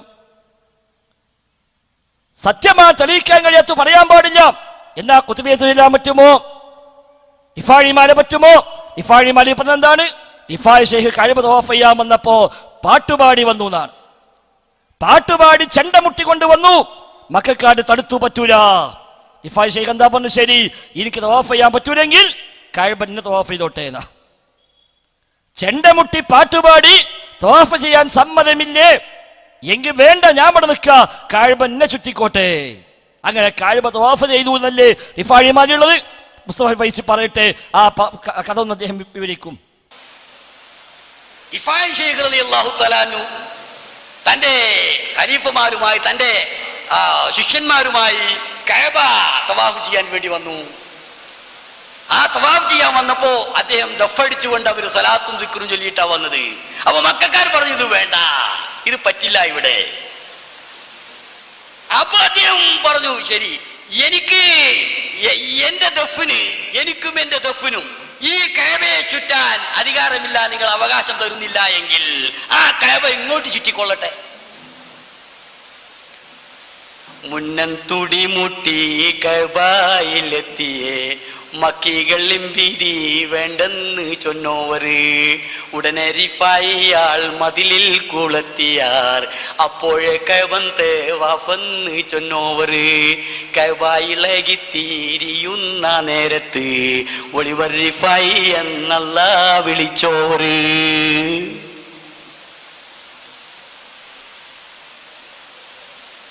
അദ്ദേഹം തന്റെ ഹിജ്ർ ഇസ്മായിൽ എന്ന മതിലുമേൽ അദ്ദേഹത്തിന്റെ ആ ദഫ് അവിടെ കുളത്തി. എനിക്കും എന്റെ ദഫിനും ഇത് ചുറ്റാൻ അധികാരമില്ല, അവകാശമില്ല എങ്കിൽ കഅബ ഇങ്ങോട്ട് ചുറ്റിക്കൊള്ളട്ടെ. ആളുകൾക്ക് അത്ഭുതം. ഉടനെ സംഭവിക്കുന്നു, കഅബ ഇളകുന്നു. കഅബ ഇളകിത്തിരിയുന്ന നേരത്ത് ഒളിവർ റിഫായി എന്നല്ല വിളിച്ചോവാർ. അല്ലാഹു തആല വിളിച്ചു, റിഫായി നിങ്ങളൊന്നടങ്ങി. ഈ വിവരമില്ലാത്ത ആളുകൾക്ക് വേണ്ടിയിട്ട് നിങ്ങളൊക്കെ ഇതൊക്കെ ഇപ്പൊ കാണിച്ചു കൊടുക്കണം എന്ന് വിചാരിച്ചാല് നടക്കൂല. അത് നിങ്ങളൊന്ന് ക്ഷമിക്കേ.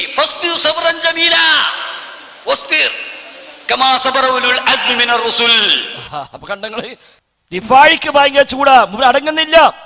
അപ്പൊ അല്ല വിളിക്ക, ഒളിവർ റിഫാഴി എന്നല്ല വിളിച്ചോവർ. അല്ല വിളിച്ച് റിഫാഴി ഒന്ന് അടങ്ങി നിൽക്ക്, ഫസ്ബിർ, ക്ഷമിക്ക്.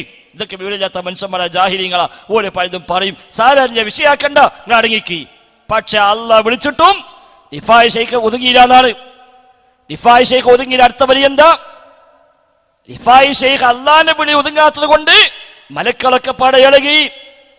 7 ആകാശം വാതിലൊക്കെ തുറന്ന് പോയി, ഇളകി മലക്കുകൾ എല്ലാം വിളിച്ചോവർ. 7 ആകാശത്തിന്റെയും കവാടങ്ങൾ തുറന്നു. കടന്ന കഅബനെ ഇളകണത്, കഅബന്നാകെ ഇളകുകയാണ്. എന്താ ചെയ്യാ? അല്ല വിളിച്ചിട്ട് നിൽക്കുന്നില്ല. അപ്പൊ 7 ആകാശങ്ങളുടെയും കവാടങ്ങൾ മൊത്തം തുറക്കപ്പെട്ടു. എല്ലാ മലക്കുകളും ഇളകി മലക്കുകൾ ഒക്കെ വിളിച്ചോവർ. എല്ലാ മലക്കളും, കോടാനുകോടി മലക്കുകൾ എല്ലാരും കൂടെ വിളി, റിഫാഴി അടങ്ങി നിൽക്കണേ. എന്നാ ശരി, തൽക്കാലം നിർത്താം. അപ്പൊ ഉസ്താദ്മാർ ഉലമാ സമ്മേളനത്തിൽ അങ്ങനെ ചോദിക്കാൻ തുടങ്ങി, അല്ല ഉസ്താദെ ഇതിനി പാടാൻ പറ്റുമോ? നിങ്ങൾ പറയാ, ബുദ്ധിക്കുളുക്കുള്ളതേ പറയാൻ പറ്റുള്ളൂ. സത്യമാ തെളിയിക്കാൻ കഴിയുന്നതേ പറയാൻ പറ്റുള്ളൂ എങ്കിൽ ഇതൊക്കെ ഇനി പറയാൻ പറ്റുമോ? റിഫാഴിമാരെ പാടാൻ പറ്റുമോ? സ്വർഗം വിറ്റ കഥ റിഫാഴിമാരിലുണ്ട്, ഞാൻ കേൾപ്പിക്കുന്നില്ല. സ്വർഗം വിറ്റ കഥ, ഉമ്മാന്റെ വയറ്റുന്ന് സമരം ചെയ്ത് 4 സ്വർഗം വാങ്ങി വന്നു എന്നാണ് ആദ്യം പറയുന്നത്. റിഫായി ശൈഖിന്റെ ഉമ്മ ഗർഭിണിയായി, ഗർഭം 6 മാസമായപ്പോൾ ഉമ്മ ചോദിച്ചു, ആരാ വയറ്റിൽ കിടക്കണത്? ഗർഭം വയറ്റിൽ ചുമന്ന 6 മാസത്തിൽ 6 മാസമായപ്പോ ഉമ്മ ചോദിക്ക, ആരാ ഇതിന്, മകനോ മകളോന്ന്? മകനാണോ അല്ല മകളാണോ, ആരാ പകത്ത് എന്ന് ഉമ്മ ചോദിച്ചപ്പോ മകനാർ അഹമ്മദുൽ കബീർ എന്ന് ചെന്നോവർ ഉള്ളെന്ന് പറഞ്ഞു, ഞാൻ മകനാണ്, എന്റെ പേര് അഹമ്മദുൽ കബീർ ആണ്. ഉമ്മാക്ക് അവിടുന്ന് ഉള്ളുന്ന് വിവരം കിട്ടി. അങ്ങനെ ഗർഭം 10 മാസം തികഞ്ഞു. പ്രസവിക്കാൻ സമയമായപ്പോൾ ഇറങ്ങുന്നില്ല. അടിമാദുനിയാവിൽ ഇറങ്ങുവാനായിട്ട് ഈ അടിമയോട് ദുന്യാവിക്ക് ഇറങ്ങാൻ അല്ലാഹു തആലയുടെ കൽപ്പന വന്നു. ഇനി ഇറങ്ങണം, ഇവിടുത്തെ സമയം കഴിഞ്ഞു, ദുന്യാവിലേക്ക് ജനിക്കാനുള്ള സമയമായിട്ടുണ്ട്. ഇതായപ്പോ ശൈഖ് ഉള്ളെന്ന് പറഞ്ഞില്ല, ഞാൻ പോകൂല, ഞാൻ അങ്ങനെ പോകൂല. ഞാൻ പോകണമോ? സ്വർഗം മേനിക്കും എൻ ബയ്യാൽ തുടർന്നോർക്കും സുഖത്തോടെ തന്നാൽ ഇറങ്ങാം ഞാനെന്നോവർ. എനിക്ക് സ്വർഗം തരുമോ? എനിക്ക് മാത്രമല്ല, എന്റെ വഴി പിന്തുടർന്ന ആരൊക്കെണ്ടോ അവർക്കെല്ലാം സ്വർഗം തരുന്ന ഉറപ്പുണ്ടോ? ഞാൻ പൊയ്ക്കോളാം. ഇല്ലേ, തൽക്കാലം ഉമ്മാന്റെ വയറ്റ് തന്നെ നിൽക്കുന്നതാണ്. എന്തപ്പ കാട്ടൊരു മനുഷ്യൻ ഇറങ്ങാഞ്ഞാൽ ഉമ്മാനെ എടുക്കാറ് കുട്ടിക്കറിയില്ലല്ലോ. അവസാനം അല്ലാഹ് സമ്മതിച്ചു. ദുഷ്കരമായവർക്കന്ന് 4 സുവർഗം കൊടുത്താരെ ഉടനെ ദുനിയാവിൽ ഫിറന്ന് വളർന്നവർ. പഠിച്ചോ, 4 സ്വർഗം കൊടുക്കാന്ന് ഏറ്റവും 4 വീടിലെ പോയി കിട്ടിയാൽ മതി. അങ്ങനെ 4 സ്വർഗം ഓഫർ ചെയ്തു. ഉടനെ ദുനിയാവിൽ ഫിറന്ന് വളർന്നവർ. അപ്പൊ ഉടനെ ദുനിയാവിക്ക് ജനിച്ചു വീണു. അങ്ങനെ 4 സ്വർഗം ഗ്യാരണ്ടി വാങ്ങിയിട്ട് ജനിച്ചു വന്ന റിഫായി ശൈഖിനെ പറ്റി അതേ റിഫാഴിമാരി പറയുന്നു, അപ്പുറത്ത് പോയി തോട്ടം വാങ്ങി 4 സ്വർഗം കൊടുത്തിട്ട്. ഇസ്മായിൽ എന്നോരിൽ ചോദിച്ചോരു തോഫ് ആയെ വിലക്ക് തരുമോന്ന് കേട്ടോവർ. ദുനിയാവിലുള്ള മുതലെന്നിൽ വേണ്ടെന്ന് ദുഷ്കരമായി 4 സുവർഗം കൊടുത്തവർ. ഇസ്മായിൽ എന്നൊരാളെ തോട്ടം കച്ചവടം ചെയ്യാൻ വേണ്ടി റിഫായി ശൈഖ് പോയി. അപ്പൊ ഇസ്മായിൽ എന്നാൾ പറഞ്ഞു, ഞാൻ വിൽക്കൂല, എന്ത് വില കൊടുത്താലും ശരി സ്വീകാര്യമല്ല, വിൽക്കാൻ തയ്യാറല്ല. ദുനിയാവിലുള്ള മുതലെന്നിൽ വേണ്ട, ദുനിയാവിലെ ഒരു മുതലും എനിക്ക് വേണ്ട എന്ന് പറഞ്ഞപ്പോൾ റിഫായി ശൈഖ് ശരി, നായിക്കൂടെ ആഖിറം തരാം, എന്നാ കൊടുക്കാൻ പറ്റുമെന്ന. അങ്ങനെ 4 സ്വർഗം, ജന്നത്തുൽ മഅ്വ, ജന്നത്തുൽ ഫിർദൗസ്, ജന്നത്തു അദൻ, ജന്നത്തു ഖുൽദ്, ഈ 4 സ്വർഗം പകരം കൊടുത്ത് ആ തോട്ടം വിലക്ക് വാങ്ങി എന്ന് റിഫാഴിമാരിൽ ഉണ്ട്. ഉലമാ സമ്മേളനത്തിൽ ക്ലാസ് കഴിഞ്ഞപ്പോ ഉസ്താദുമാർ അങ്ങോട്ട് ചോദിക്കുന്നു, അല്ല ഉസ്താദേ, ഇതിനി പാടാൻ പറ്റുമോ? ഇത് പാടാൻ പറ്റുമോ? ആകെ പ്രശ്നമായി. മുദബ്ബിറുൽ ആലം എന്ന് പറയാൻ പാടില്ല എന്ന് പറഞ്ഞതോടുകൂടി ഈ വക ചോദ്യങ്ങളെല്ലാം പുറത്തേക്ക് വന്നു. കുടം തുറന്നു വിട്ട ഭൂതത്തെ പോലെ ചോദ്യങ്ങൾ ഒന്നാകെ വന്നപ്പോ തൽക്കാലം ഉലമാ സമ്മേളനം വേണ്ട തീരുമാനിച്ചു. പ്രശ്നകാലം മറുപടി പറയാൻ പറ്റുന്നില്ല. സഖാഫികൾക്കിടയിൽ നല്ലൊരു ശതമാനം ആളുകൾ ഇന്ന് ഇസ്തിഗാസ വിരുദ്ധരായി മാറി. ഒരുപാട് സഖാഫിമാർ ഇസ്തിഗാസ ശിർക്കാന്ന് പറയണ്ട, പക്ഷെ ഇസ്തിഗാസയുടെ കാര്യത്തിൽ നമുക്ക് കുറച്ച് ഓവറായിട്ടുണ്ട്, അള്ളാനെ പറ്റ മറക്കുന്ന അവസ്ഥ ഉണ്ട്, ഇത് ശരിയല്ല. അവസാനം സഖാഫി സംഗമം വിളിച്ചു. സാക്ഷാൽ കാന്തപുരം മുസ്ലിയാർ രോഗിയായി കിടക്കുന്ന അവസ്ഥയിൽ അദ്ദേഹത്തെ താങ്ങിപ്പിടിച്ച് കൊണ്ടുപോയി സഖാഫി സംഗമത്തിന് അദ്ദേഹത്തോട് ആശ്രയിപ്പിച്ചു. മക്കളെ, ഇസ്തിഗാസ നമ്മളെ അസ്ലാണ് കേട്ടോ, അത് മറക്കാൻ പാടില്ല, അത് കൈയൊഴിയാൻ പാടില്ല എന്ന് പറഞ്ഞ് മൂപ്പരെ കൊണ്ട് അവിടെ പോയി ആശ്രയിപ്പിച്ചു. എന്നാലെങ്കിലും ഒതുങ്ങിയാലോ എന്ന് വിചാരിച്ചിട്ട്. എന്താ ഇതൊക്കെ ഉണ്ടാകാൻ കാരണം? എന്തൊക്കെ ഉണ്ടായത്? ഇല്ലാത്തൊരാശയം കൊണ്ടുവന്നപ്പോൾ, ശിർക്കിനെ സ്ഥാപിക്കാൻ, തൗഹീദിനെ പൊളിക്കാൻ ഇല്ലാത്ത ആശയവുമായി ഈ സമൂഹത്തിലേക്ക് ഇറങ്ങിയപ്പോൾ അതിന്റെ ദുരന്തമാണ് കണ്ടുകൊണ്ടിരിക്കുന്നത്. ഇപ്പൊ ചില ഉസ്താദുമാർ അപ്പുറത്ത് ചോദിക്കുക, അല്ല പരിധി വെക്കണം കറാമത്തിൽ എന്ന് പറഞ്ഞാൽ എന്താണ് ആ പരിധി ഒന്ന് പറഞ്ഞുതരാൻ പറ്റുമോ എന്നാ. എന്താ പരിധി? ഇതാ ഉസ്താദുമാർ ചോദിക്കട്ടെ, ആ പരിധി എന്താ എന്ന് അവർ ചോദ്യം ചെയ്യുന്ന ആ പ്രസംഗം കേൾക്കുക. എന്നാണ് ഈ പരിധി വന്നത് എന്ന് ഞങ്ങൾക്ക് മനസ്സിലായില്ല.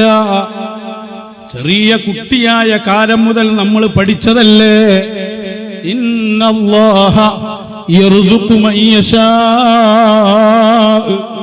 ബിഗൈരി ഹിസാബ്. അല്ലാഹു അവൻ ഇഷ്ടപ്പെട്ട ആളുകൾക്ക് നൽകുന്നു. ഒരു കൈയും കണക്കും അതിനില്ല, ഒരു പരിധിയുമില്ല. ഇത് വഅദ് പറഞ്ഞവരല്ലേ നമ്മൾ, ഇത് കേട്ടവരല്ലേ നമ്മൾ. എന്നിട്ടതാ കറാമത്തിന് പരിധിയുണ്ട്. എന്താ പറഞ്ഞെന്ന്? അമ്പിയാക്കന്മാർക്ക് മുഅ്ജിസത്തായി ഉണ്ടായത് ഔലിയാക്കന്മാർക്ക് കറാമത്തായി വരും. പഴയ കാലത്ത് മുഅ്ജിസത്തും കറാമത്തൊക്കെ ഉണ്ടായത് പിന്നീട് ആവർത്തിക്കും. അതിന് ഒരു പറയാം, മറിയം ബീവിക്ക് കുട്ടിയുണ്ടായി ഭർത്താവില്ലാതെ, അതൊരു കറാമത്താണ്. പക്ഷേ ഇനിയൊരു ബീവി വന്നിട്ട്, ഒരു വലിയത്തായ ബീവി വന്നിട്ട് പറയാണ് എനിക്ക് ഭർത്താവില്ലാതെ കുട്ടിയുണ്ടായി എന്ന് പറഞ്ഞാൽ ആലിമീങ്ങൾ അനുവദിച്ചു തരൂല. ഏത് ആലിമാണ് ഈ അനുവദിക്കാത്തത്? അപ്പൊ തമ്മിൽ ചോദ്യമായി. എന്താ പരിധി, ഏതാ പരിധി? നമ്മളെ പണ്ട് വഴുതറിഞ്ഞത് ഇന്നല്ലാഹ യർസുഖു മൻ യശാഉ ബിഗൈരി ഹിസാബ്. ഇനിയിപ്പോ ആയത്തെന്താ കാട്ടുക? അല്ല കണക്കില്ലാതെ കൊടുക്കുന്നതാണ്. ഇപ്പൊ പറയാം അല്ല കണക്ക് വെക്കണം, അല്ല കണക്കില്ലാതെ കൊടുത്തോടുപ്പ് നമ്മൾ എടുക്കാറായിട്ടുണ്ട്, സമസ്ത പൊളിയാൻ പോവാണ്. സംഗതി ആയത്തിന്റെ ഉദ്ദേശം അതല്ല. ഇല്ലാത്ത അർത്ഥമുണ്ടാക്കി അവരതിനെ ഇതിലേക്ക് വെച്ച് കെട്ടിയതാണ്. അതാണ് പ്രശ്നം. അപ്പൊ സഹോദരങ്ങളെ, അങ്ങനെ ഇല്ലാത്ത ആശയം ഉണ്ടാക്കിയപ്പോ പരസ്പരം വൈരുദ്ധ്യമായി. പരിധി വേണമെന്നാണ് ഒരു ഭാഗത്ത്, അല്ല എന്തു പരിധി, എങ്ങനെ പരിധി, അത് വിശദീകരിക്കണമെന്നാണ് മറുഭാഗത്ത്. അൽബി സഖാഫി ഉലമാ സമ്മേളനത്തിൽ എടുത്ത ക്ലാസ് തന്നെ കേൾക്കാം നമുക്ക്. പരിധി വെക്കണം, എന്താ പരിധി, എങ്ങനെയാ പരിധി, അദ്ദേഹം പറയട്ടെ, കേൾക്കാം നമുക്ക്. അവരുടെ ബുദ്ധിയുടെ ആ കതിർ അനുസരിച്ച് സംസാരിക്കാനുമാണ് അള്ളാഹുവിന്റെ ഭാഗത്ത് ഞങ്ങൾക്ക് കൽപ്പനയുള്ളത് എന്ന് അള്ളാഹുവിന്റെ റസൂൽ പഠിപ്പിക്കുക. അപ്പൊ ജനങ്ങൾക്ക് ഉൾക്കൊള്ളാൻ കഴിയുന്ന, അവരുടെ ബുദ്ധിക്ക് ഉൾക്കൊള്ളാൻ കഴിയുന്നതേ പറയാവൂ. നബി സല്ലല്ലാഹു അലൈഹി വസല്ലം പഠിപ്പിച്ച ഈ ഹദീസ് ഇമാം ഗസ്സാലി റഹിമഹുല്ലാ തന്റെ ഇഹ്യാ ഉലൂമുദ്ദീൻ എന്ന ഗ്രന്ഥത്തിന്റെ 1-ാമത്തെ വാള്യം 81-ാമത്തെ പേജിൽ രേഖപ്പെടുത്തിയിട്ടുണ്ട്. അപ്പോ വിശ്വാസികളുടെ ബുദ്ധിക്ക് ഉൾക്കൊള്ളാൻ പ്രയാസപ്പെടുന്ന കഥകളും സംഭവങ്ങളും വിഷയങ്ങളും നമ്മൾ പറയാൻ പാടില്ല എന്നാണ് ഈ പറഞ്ഞതിന്റെ അർത്ഥം. അത് സത്യമായിരിക്കാം. പക്ഷെ ജനങ്ങൾ, നമ്മുടെ പ്രബോധിതരായ ആളുകൾ ആരാണ്? അവരെ നോക്കിയിട്ട്, അവരുടെ ഫഹ്മ നോക്കിയിട്ട് സംഗതി പറഞ്ഞു കൊടുക്കാവൂ. അപ്പൊ ബുദ്ധിക്ക് ഉൾക്കൊള്ളേ പറയാവൂ. ഉലമാ സമ്മേളനത്തിന് ക്ഷണിക്കപ്പെട്ട ആളുകളെ മാത്രം വിളിച്ചുകൂട്ടി എടുത്ത ക്ലാസ്, വീഡിയോ റെക്കോർഡിംഗ് പോലും ഇല്ല. പക്ഷേ ഓഡിയോ പല ഉസ്താദുമാർ റെക്കോർഡ് ചെയ്തു. അവിടുന്ന് ഇറങ്ങിയപ്പോഴേക്ക് അത് ലോകം മുഴുവനും കിട്ടി. അപ്പൊ അവിടുന്ന് നിയന്ത്രണം CM-നില്ലാന്ന് ഉറപ്പായി, അല്ലെങ്കിൽ അത് പുറത്തു പോയില്ലല്ലോ. അങ്ങനെയാണ് 2-3 ജില്ല കഴിഞ്ഞപ്പോഴേക്ക് ഇത് സംഗതി പ്രശ്നമാണ്, തൽക്കാലം നിർത്തിവെക്കാം. ഇപ്പൊ ഉലമാ സമ്മേളനം ഇല്ല, കാരണം എന്താ? ചോദ്യങ്ങൾക്ക് ഉത്തരമില്ല. തിരിഞ്ഞുകുത്തുകയാണ് മാലകൾ, മൗലീദുകൾ, റാത്തീബുകൾ. ഞങ്ങൾ പണ്ടേ പറഞ്ഞു ഇതൊന്നും ഇസ്ലാമികമല്ല, ഇതൊക്കെ ശുദ്ധ ഷിയായിസമാണ്, ഷിയാക്കൾ കൊണ്ടുവന്ന ആശയമാണിതെല്ലാം എന്ന് നമ്മൾ പണ്ടേ പറഞ്ഞു. അപ്പൊ നമ്മളോട് പറഞ്ഞെന്താ? മഹാന്മാരെ സ്നേഹിക്കാത്തവരാണ്, ഔലിയാക്കന്മാരെ ഇഷ്ടപ്പെടാത്തവരാണ്, മദ്ഹ് ചൊല്ലാത്തവരാണ്, സ്വലാത്തില്ലാത്തവരാണ്, ദുആ ഇല്ലാത്തവരാണ് എന്നൊക്കെ പറഞ്ഞ് അന്ന് പരിഹസിക്കാൻ ശ്രമിച്ചു. ഇപ്പൊ അതിലെ കഥകൾ തന്നെ പ്രശ്നമാണ്. അതാണ് അൽബി സഖാഫിയുടെ ഈ പ്രസംഗം വന്നപ്പോ ഉൾക്കൊള്ളുന്നതേ പറയാവൂ, അതേപോലെ പരിധി വെച്ചുകൊണ്ടേ പറയാവൂ എന്നൊക്കെ പറഞ്ഞപ്പോ ഇപ്പൊ ചോദിക്കാൻ, എന്നാ പിന്നെ എങ്ങനെ നമ്മൾ ഈ മൊഹീദീൻ ശൈഖിന്റെ കറാമത്ത് പറയാ, എങ്ങനെ മഹാന്മാരെ കറാമത്ത് പറയാ, എങ്ങനെ മാലപ്പാട്ട് ചൊല്ല എന്ന് തിരിച്ചു ചോദിക്കാൻ തുടങ്ങി. ചോദിക്കട്ടെ, മുസ്ലിയാരുടെ ചോദ്യം, എന്നാ മൊഹീദീൻ ശൈഖിന്റെ കറാമത്ത് ഏതാ പറയാൻ പറ്റാതെ ചോദിക്കുന്നത് കേൾക്കാൻ നമുക്ക്. ഈ 2 നിബന്ധന അങ്ങ് വെച്ചാൽ ഗൗസുൽ ആലമിന്റെ ഒരു കറാമത്ത് പറയാൻ പറ്റുമോ? ഈ ഒരു ആശയം പരിധി വെച്ചുകൊണ്ടേ പറയാവൂ, ഉൾക്കൊള്ളാവുന്നതേ പറയാവൂ എന്നാണെങ്കിൽ സ്വാഭാവികമായും പിന്നെ മാലപ്പാട്ടുകൾ അസ്ഥാനത്താകും, മൗലിദുകൾ അസ്ഥാനത്താകും. ഇനി ജാറങ്ങൾ എന്താ കാട്ട? എന്തിനാ ജാറത്തേക്ക് മനുഷ്യന്മാര് പോണത്? എന്തിനാ കിന്തല് കണക്കിന് അരി കൊണ്ടെന്ന് ചൊരിയുന്നത്? എന്ത് മുറാദും ഹാസിലാകാൻ, രോഗം ശിഫയാവാൻ, കളഞ്ഞുപോയ വസ്തു കിട്ടാൻ, ജോലി ശരിയാവാൻ, അതേപോലെ കടം വീടാൻ, ഇങ്ങനെ തുടങ്ങി ജീവിതത്തിലെ വ്യത്യസ്തങ്ങളായ ആവശ്യങ്ങൾക്ക് വേണ്ടിയല്ലേ ഈ സാധാരണക്കാരായ ദീനി സ്നേഹികളായ ആളുകള് ഉസ്താദുമാരെ വയല് കേട്ടിട്ട് അരിയുമായി മൂന്നാക്കൽ പള്ളിയിലേക്ക് വന്നത്? ഇനി അവിടെയും ഇതേ ചോദ്യം വരും. അല്ല, ഈ കണ്ടു കാണപ്പെട്ട എല്ലാ മനുഷ്യന്മാരും അരി കൊണ്ടുപോയി കൊടുത്താൽ അവരെ എല്ലാവരുടെ പ്രശ്നം തീർക്കാൻ അവിടെ കിടക്കുന്ന ആൾക്ക് കഴിയുമോ? ഒരു പരിധി വേണ്ടേ? ഒരു പരിധി വേണ്ടേ? ഈ പഞ്ചായത്തുള്ളവർക്ക് മാത്രം എന്ന് പറഞ്ഞാൽ തന്നെ അതെത്രയാണ്? അതോ അരിക്കച്ചവടമാണോ ഉദ്ദേശം? എന്നാ അത് വ്യക്തമാക്കിയാൽ മതി. അപ്പൊ സഹോദരങ്ങളെ, ഇല്ലാത്ത ആശയം സ്ഥാപിച്ചുണ്ടാക്കി അതാണ് ദീന്, അതാണ് സുന്നത്ത് എന്ന് പറയാൻ ശ്രമിച്ചപ്പോൾ സംഭവിച്ച വൈരുദ്ധ്യമാണിത്.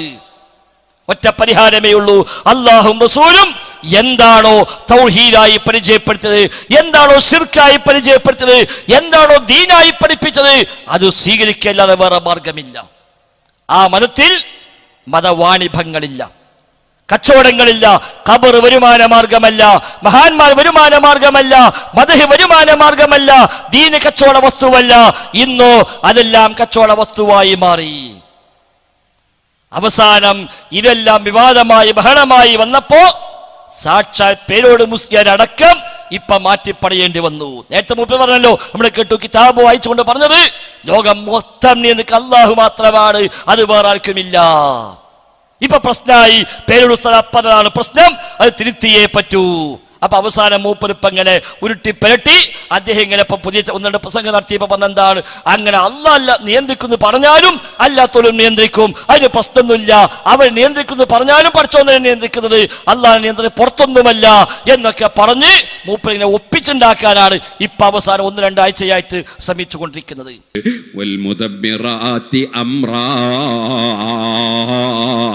മഹാനായ ശൈഖുന കാന്തപുരം ഉസ്താദ് ഈ ആയത്തോതിയിട്ട് ചിലപ്പോൾ പ്രസംഗിക്കാറുണ്ട്. ആ പ്രസംഗം ഉദ്ധരിച്ചുകൊണ്ട് സുബ്ഹാനല്ലാഹ്, ഫിത്നയും ഫസാദും ഉണ്ടാക്കുന്ന മുബ്തദീകൾ, പേരോട് അബ്ദുറഹ്മാൻ സഖാഫിയും കാന്തപുരവും തമ്മിൽ തർക്കമാണെന്ന് പറഞ്ഞ് ഫിത്നയും ഫസാദും പറയുന്ന ചില വിഡ്ഢികളുണ്ട്, ചില പുത്തൻവാദികളുണ്ട്. ഒരു മുസ്ലിമും ഒരു മുതഅല്ലിമും അതിൽ പെട്ടുപോകണ്ട. മഹാനായ ഉസ്താദ് അവറുകൾ പറഞ്ഞത് തഫ്സീറിലുള്ള കാര്യമാണ്, ഞാൻ പറയുന്നതും തഫ്സീറിലുള്ള കാര്യമാണ്. അതൊരു തഫ്സീറിലല്ല, പല തഫ്സീറുകളിലുമുള്ള കാര്യമാണ്. അതൊക്കെ അൽഹംദുലില്ലാ ഉസ്താദും ഞാനുമൊക്കെ പലപ്പോഴും എനിക്ക് തന്നെ പഠിപ്പിച്ചു തന്ന ആൾ ഉസ്താദാണ്. ഞങ്ങൾ പരസ്പരം പലപ്പോഴും ഞാൻ അങ്ങോട്ട് ചോദിക്കാറുണ്ട്, ഉസ്താദ് മറുപടിയും പറഞ്ഞു തരാറുണ്ട്.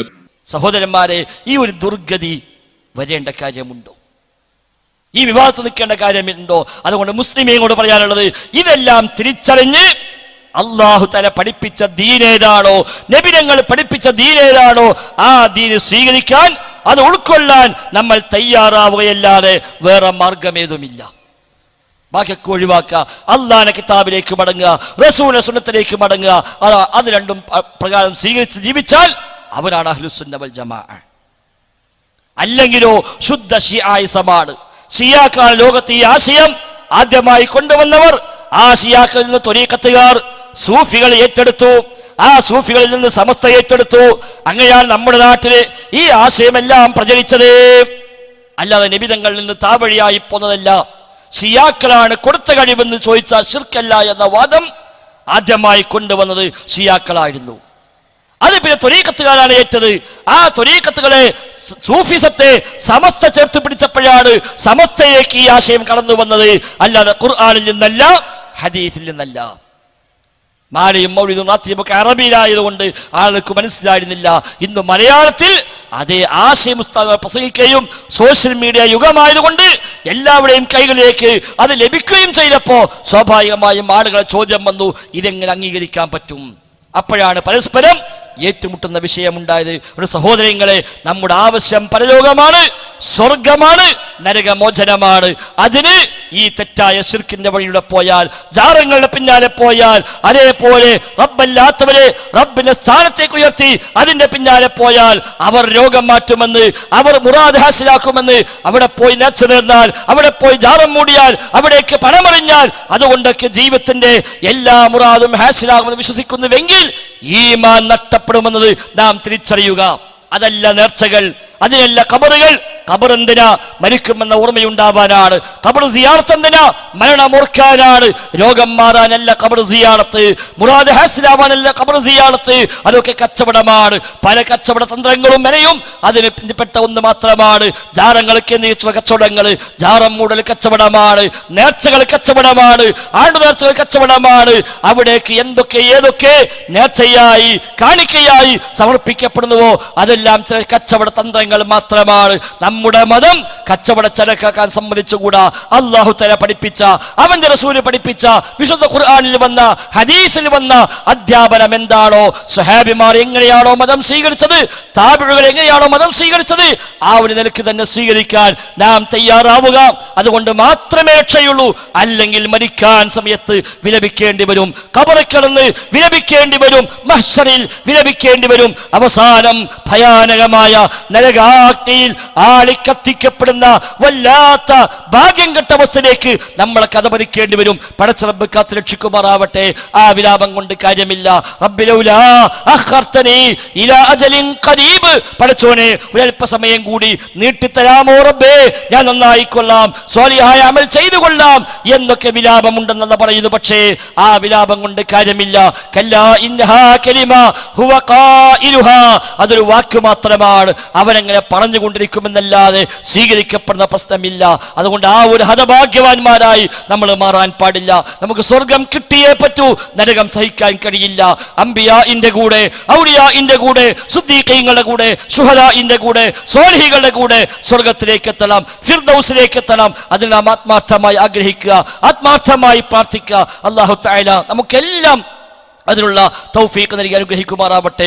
കുടുംബസമേതം സ്വർഗത്തിലേക്ക് എത്താൻ റബ്ബ് സുബ്ഹാനഹു വ തആല നമുക്കെല്ലാം അവന്റെ അനുഗ്രഹം നൽകുമാറാവട്ടെ. റഹ്മാനായ റബ്ബിന്റെ ഫളലും അവന്റെ ബറക്കത്തും അവന്റെ ഖൈറുകളും അല്ലാഹു തആല ധാരാളമായി നമ്മിലെല്ലാം വർഷിക്കുമാറാവട്ടെ. കച്ചവടങ്ങളിൽ, ജോലികളിൽ, സന്താനങ്ങളിൽ, കുടുംബത്തിൽ എല്ലാം അല്ലാഹു തആല അവന്റെ ബറക്കത്തുകളെ ധാരാളമായി വർഷിക്കുമാറാവട്ടെ. റബ്ബിന്റെ ദീന് ശരിയാവണ്ണം ഉൾക്കൊള്ളാനും ജീവിതത്തിൽ പകർത്താനും തൗഫീഖ് അല്ലാഹു തആല നമുക്കെല്ലാം നൽകി അനുഗ്രഹിക്കുമാറാവട്ടെ. ശരിയായി മനസ്സിലാക്കുവാനും അത് സ്വീകരിക്കുവാനും തെറ്റിനെ തെറ്റായി തിരിച്ചറിയുവാനും അത് ഒഴിവാക്കാനും തൗഫീഖ് അല്ലാഹു തആല നമുക്കെല്ലാം നൽകുമാറാവട്ടെ. ലോകത്തിന്റെ വിവിധ ഭാഗങ്ങളിൽ പ്രയാസപ്പെടുന്ന ആളുകൾ, വിശിഷ്യ ഫലസ്തീനിൽ, ഗസയിൽ അങ്ങേയറ്റം പ്രയാസപ്പെടുന്ന നമ്മുടെ സഹോദരങ്ങൾ, അല്ലാഹു തആല അവർക്കെല്ലാം അവന്റെ ഖൈറുകൾ ധാരാളമായി വർഷിക്കുമാറാവട്ടെ. അനുഭവിക്കുന്ന പ്രയാസങ്ങൾക്ക് അല്ലാഹു തആല അർഹമായ പ്രതിഫലം നൽകുമാറാവട്ടെ. അവിടെ ഷഹീദുമാർ അല്ലാഹു തആല സ്വീകരിക്കുമാറാവട്ടെ. നമ്മുടെ നാടിന്റെ നിർഭയത്വവും സമാധാനവും അല്ലാഹു തആല എന്നും നിലർത്തുമാറാവട്ടെ. തകർക്കാൻ, നശിപ്പിക്കാനും ആരൊക്കെ ശ്രമിച്ചാലും അവർക്കെല്ലാം അല്ലാഹു തആല സൽബുദ്ധി പ്രദാനം ചെയ്യുമാറാവട്ടെ. ആദർശ സമ്മേളനങ്ങൾ ഇൻഷാ അല്ലാഹ് ഇനിയും വ്യത്യസ്തമായ പ്രദേശങ്ങളിൽ, പരിസര പ്രദേശങ്ങളിലെല്ലാം ഉണ്ടാകും. അതിലൂടെ നമ്മുടെ എല്ലാ അർത്ഥത്തിലുമുള്ള സാന്നിധ്യം ഉണ്ടാകാൻ ശ്രമിക്കുക. ഇൻഷാ അല്ലാഹ് ജനുവരി 7-നാണ് ഫാമിലി കോൺഫറൻസ് കോട്ടക്കൽ പുത്തൂരുപാടത്ത് വെച്ച് വിപുലമായ പ്രോഗ്രാം. എല്ലാവർക്കും കുടുംബസമേതം പങ്കെടുക്കാൻ, കുടുംബാന്തരീക്ഷങ്ങളിൽ ഇന്ന് നടക്കുന്ന ഒരുപാട് വിഷമകരമായ സാഹചര്യങ്ങൾക്കുള്ള പരിഹാരം നിർദ്ദേശിക്കുന്ന, കുടുംബസമേതം സ്വർഗത്തിലേക്ക് എത്താൻ പറ്റാവുന്ന പരിഹാര വഴികളെ നിർദ്ദേശിക്കുന്ന, വ്യത്യസ്തമായ അധാർമിക പ്രവണതകൾ കുടുംബ സംവിധാനങ്ങൾ തകർക്കുമ്പോൾ അതിന്റെ ഗൗരവത്തെ, അപകടത്തെ മനസ്സിലാക്കാൻ ഉതകുന്ന വ്യത്യസ്തമായ സംസാരങ്ങൾ ഉൾക്കൊള്ളുന്ന വൈജ്ഞാനികമായ ഒരു പ്രോഗ്രാമാണ് ജനുവരി 7-ന് കോട്ടക്കൽ പുത്തൂരിൽ വെച്ച് നടക്കുന്ന ഫാമിലി കോൺഫറൻസ്. ആ ഡേറ്റ് നാം നോട്ട് ചെയ്യുക. അന്ന് എല്ലാം മാറ്റിവെച്ച് എല്ലാവരും കുടുംബസമേതം തന്നെ അതിന്റെ ഭാഗമാക്കാവാൻ പരിശ്രമിക്കുക. അതുപോലെ യൂത്ത് ഓർഗനൈസേഷന്റെ ആഭിമുഖ്യത്തിൽ നടക്കുന്ന സംസ്ഥാന യുവജന സമ്മേളനം, യൂത്ത് കോൺഫറൻസ് എന്ന പേരിൽ ഇൻഷാ അല്ലാഹ് ഫെബ്രുവരി 10-11 തീയതികളിലായി മലപ്പുറം ടൗണിൽ വെച്ച് നടക്കുകയാണ്. കേരളത്തിലെ എല്ലാ യുവാക്കളെയും പരമാവധി ഈ സന്ദേശം എത്തിക്കാനാണ് നാം ആഗ്രഹിക്കുന്നത്. അവർക്ക് ജീവിതത്തിൽ തിരിച്ചറിയേണ്ടുന്ന വ്യത്യസ്തങ്ങളായ സന്ദേശങ്ങളെ കൈമാറിക്കൊടുത്ത് അങ്ങനെ യുവാക്കളുടെ ഒരു സമ്മേളനമാണ് യൂത്ത് കോൺഫറൻസ്. അതുകൊണ്ട് യുവപ്രായത്തിലുള്ള എല്ലാവരുടെയും അജണ്ടയിൽ അത് ഉണ്ടാകണമെന്ന് കൂടി സൂചിപ്പിച്ചുകൊണ്ട് അവസാനിപ്പിക്കുന്നു. ഈ രംഗത്ത് ഈ ഒരു സമ്മേളനവുമായി ബന്ധപ്പെട്ട് സഹകരിച്ച എല്ലാവർക്കും അല്ലാഹു തആല തക്കതായ പ്രതിഫലം നൽകുമാറാവട്ടെ.